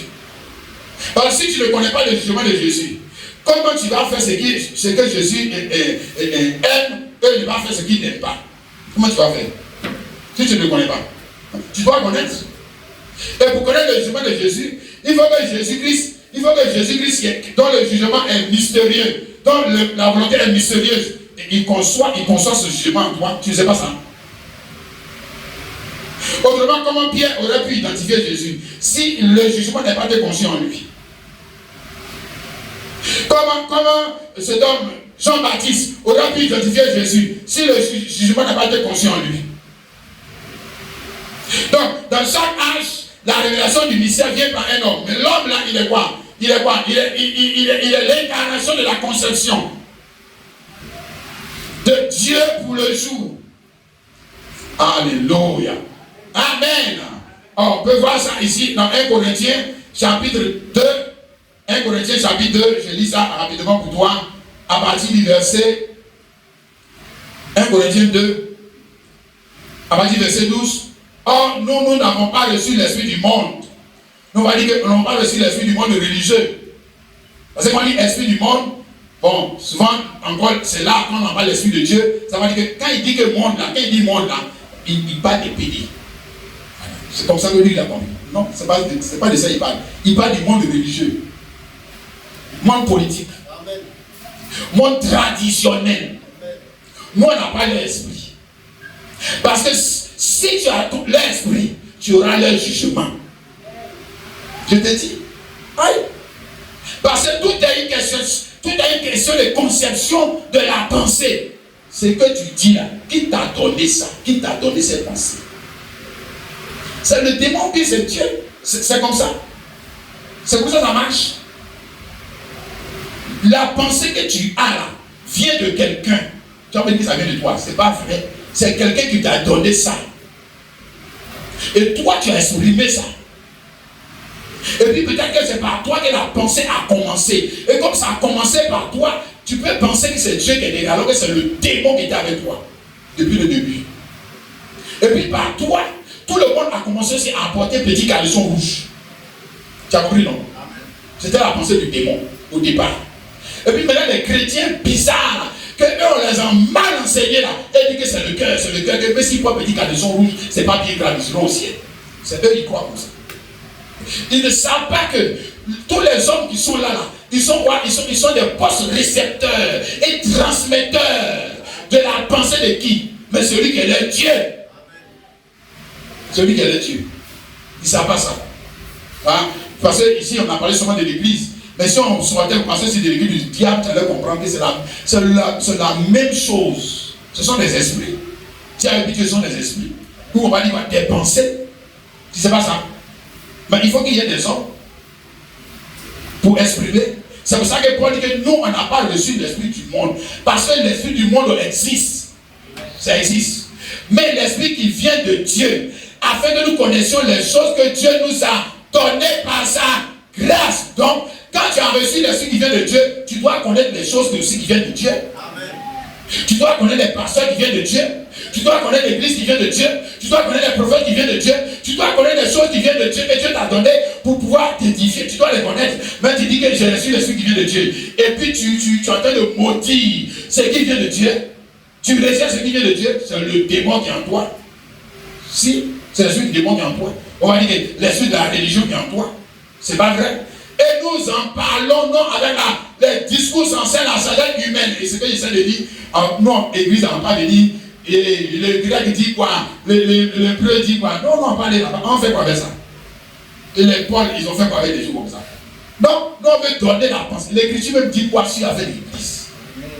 C'est suffisant. Il n'y a pas besoin d'aller chez les Grecs. Pour ça, c'est la théologie humaine. Mais ce qu'enseigne l'esprit, employant le langage spirituel pour les choses spirituelles. Mais l'homme animal, c'est-à-dire l'homme qui n'est pas un homme spirituel, l'homme qui n'a pas la conception de lui, la pensée ou du jugement de Dieu, il ne reçoit pas les choses qui viennent de Dieu. Il ne va jamais accepter, il peut s'asseoir ici. 1000 ans de Dieu, il va toujours contester ce que Kwame dit. Il ne peut pas être d'accord, jamais. Jamais. Et ils sont de nous embrouiller, ouais. Qui a fait de Dieu, Dieu est l'amour, Dieu est l'amour, Dieu est amour, mais l'amour de Dieu, c'est pas aussi, c'est pas l'amour du Saint penché. C'est pas l'amour du lion, à ce que je sache. Mais le lion aussi est l'amour. Donc on parle de l'amour de Dieu, il faut encore savoir de quoi on parle. On parle d'une autre notion de l'amour. C'est-à-dire, tant que tu t'as défait à Dieu, tu te vas mettre dans une autre notion de la chose. Donc ne rabaissons pas l'amour de Dieu à l'amour de la prostituée. Ne rabaissons pas l'amour de Dieu à l'amour des pédés. S'il vous plaît. Non. L'amour de Dieu, c'est une autre notion de la chose. Regarde, il dit, mais l'homme animal ne soit pas sur le fait des sous de Dieu, car elles sont une folie pour lui. Il ne peut les connaître, parce que c'est spirituellement qu'on en juge. L'homme spirituel, c'est qui l'homme spirituel? Le chrétien. Alléluia. L'homme spirituel qui est le chrétien, au contraire, juge de tout. C'est écrit aussi dans ta Bible, non? Il juge de tout, non? Oui. Il juge de tout. Mais pourquoi? Il n'est lui-même jugé par personne. Voilà, c'est là que ça devient intéressant. Toi, ce que tu as en train de dire là, oh, il nous emmène. Nous, on fait rien avec ça. Ça ne va même pas aller quelque part. Hein? Dieu même, il ne te voit même pas même que ce que tu dis là, lui a dit quoi? Il ne te voit même pas. Il ne te voit même pas. C'est comme par exemple, tu es en train de juger le jugement du juge du plateau, alors qu'il a rendu le jugement sur la loi de la Côte d'Ivoire. On ne fait rien avec ça. Hein? Il ne faut pas être content, on ne fait rien avec ça. Ça ne va pas quelque part. Voilà. C'est un juge. Le juge suprême Jésus-Christ est en lui pour exprimer le jugement, afin que quiconque croit ne périsse pas.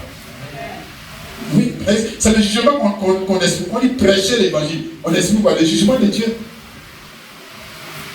Ce jugement qu'un jour, le même jugement là, qui sera prononcé devant le trône blanc là, c'est ce même jugement que le corps de Christ exprime aujourd'hui. C'est un jugement préventif. Avant que tu arrives au dernier, on dit dernier jugement. C'est qu'il y a des jugements préliminaires, est-ce que ça comprend français? Hein? Et puis un jour tu vas arriver maintenant au dernier jugement, et puis tu te rends compte que le dernier jugement là, ce qu'un pasteur t'avait dit là, c'est le même jugement encore qu'on ressent encore pour te donner. Voilà. C'est ça, dernier jugement. C'est ça qu'il y a une répétition. Il ne va pas dire des choses nouvelles. Non, Jésus-Christ. C'est des choses qu'il a déjà dites au travers de son corps, qui est l'Église. Tu comprends? Voilà. Il dit, lorsqu'il tue de tout, pourquoi? Parce que, car, qui a connu la pensée du Seigneur pour l'instruire? Or, nous avons la pensée de Christ. Nous là, c'est qui? Nous là, c'est qui? Nous là, c'est les hommes en qui Christ a conçu son idée. Voilà. Nous avons la pensée de Christ. C'est-à-dire que c'est parce que nous-mêmes n'en comprenons pas. Et Christ ne l'a pas compris. Non, si je juge les gens, qu'est-ce que moi-même là, qu'est-ce que je suis saint? Puis les gens disent, oh mon Dieu, les gens des idées comme ça, genre moi-même là, je ne suis pas trop saint, donc je ne peux pas me permettre de juger. Moi-même ici, qui peut te juger? C'est les gens de la tradition qui parlent comme ça. Aïe, Église, c'est toi qui dis des bêtises comme ça. Toi, tu es qui pour juger? Mais donc, si tu n'es pas quelqu'un pour juger, alors comment les gens vont connaître le jugement de Dieu? C'est qu'en marchant avec tes amis, en marchant avec les gens du monde, tu n'es pas capable de leur montrer que, regarde ce que tu fais là.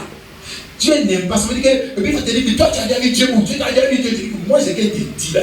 Je ne fais pas de débat avec toi. Hein. Ce qu'elle te dit, il ne faut pas. Si tu veux, jette. Tu vas voir ce qui va t'arriver. Si tu veux, jette. Il faut savoir qui tu es. Il faut savoir ta position dans ce monde. Regarde, dans même 1 Corinthiens chapitre 5 là. Regarde, chapitre 6. Regarde ce que Paul dit. Il dit quelqu'un de vous, lorsqu'il a un différend avec un autre, ose-t-il plaider devant les injustes et non devant les saints? Ne savez-vous pas que les saints jugeront le monde? Et si c'est par vous que le monde est jugé, êtes-vous indigne de rendre le moins jugement? Ne savez-vous pas que nous jugerons les anges? Et nous ne jugerons pas, à plus forte raison, les choses de cette vie.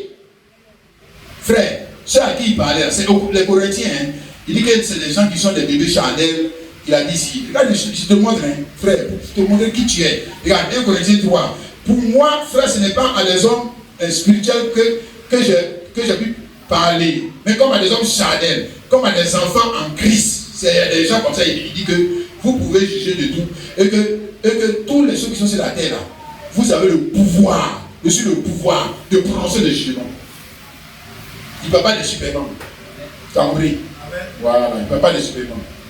Voilà, il parle des gens qui connaissent leur position. Il parle des gens qui sont vraiment le corps de Christ. Quelqu'un comprend? Alléluia! Des gens qui sont entrés dans la nature de Dieu. Amen. Et qui parlent maintenant comme des dieux. Amen. N'est-ce pas? Ils parlent comme des dieux. Ils vivent comme des dieux. Oh, alléluia. Ils ne parlent pas comme les païens qui disent, toi tu fais comme si on est au ciel. Si, on est au ciel. Ça c'est le païen, le religieux, qui a des langues, regarde son langage. Tu sais qu'il n'est pas converti, il ne connaît pas Jésus. Regarde son langage. On n'est pas encore arrivé au ciel. Si, tu ne sais pas qu'on est au ciel. Tu ne sais pas qu'on a une double dimension. Tu ne sais pas qu'on a une dimension céleste et terrestre. Alléluia. Tu ne sais pas que notre dimension spirituelle et céleste domine sur la dimension terrestre. Tu ne sais pas qui nous sommes. Mais évidemment, si tu ne sais pas qui tu es, les sorciers vont jouer avec toi. Les faux pasteurs, faux chrétiens, fausses chrétiennes vont jouer avec toi. Et toi, tu ne sais pas ce que l'église. L'église, mais c'est quoi? On n'est pas à l'église. Non. L'église, c'est beaucoup plus fort que ça. Alléluia.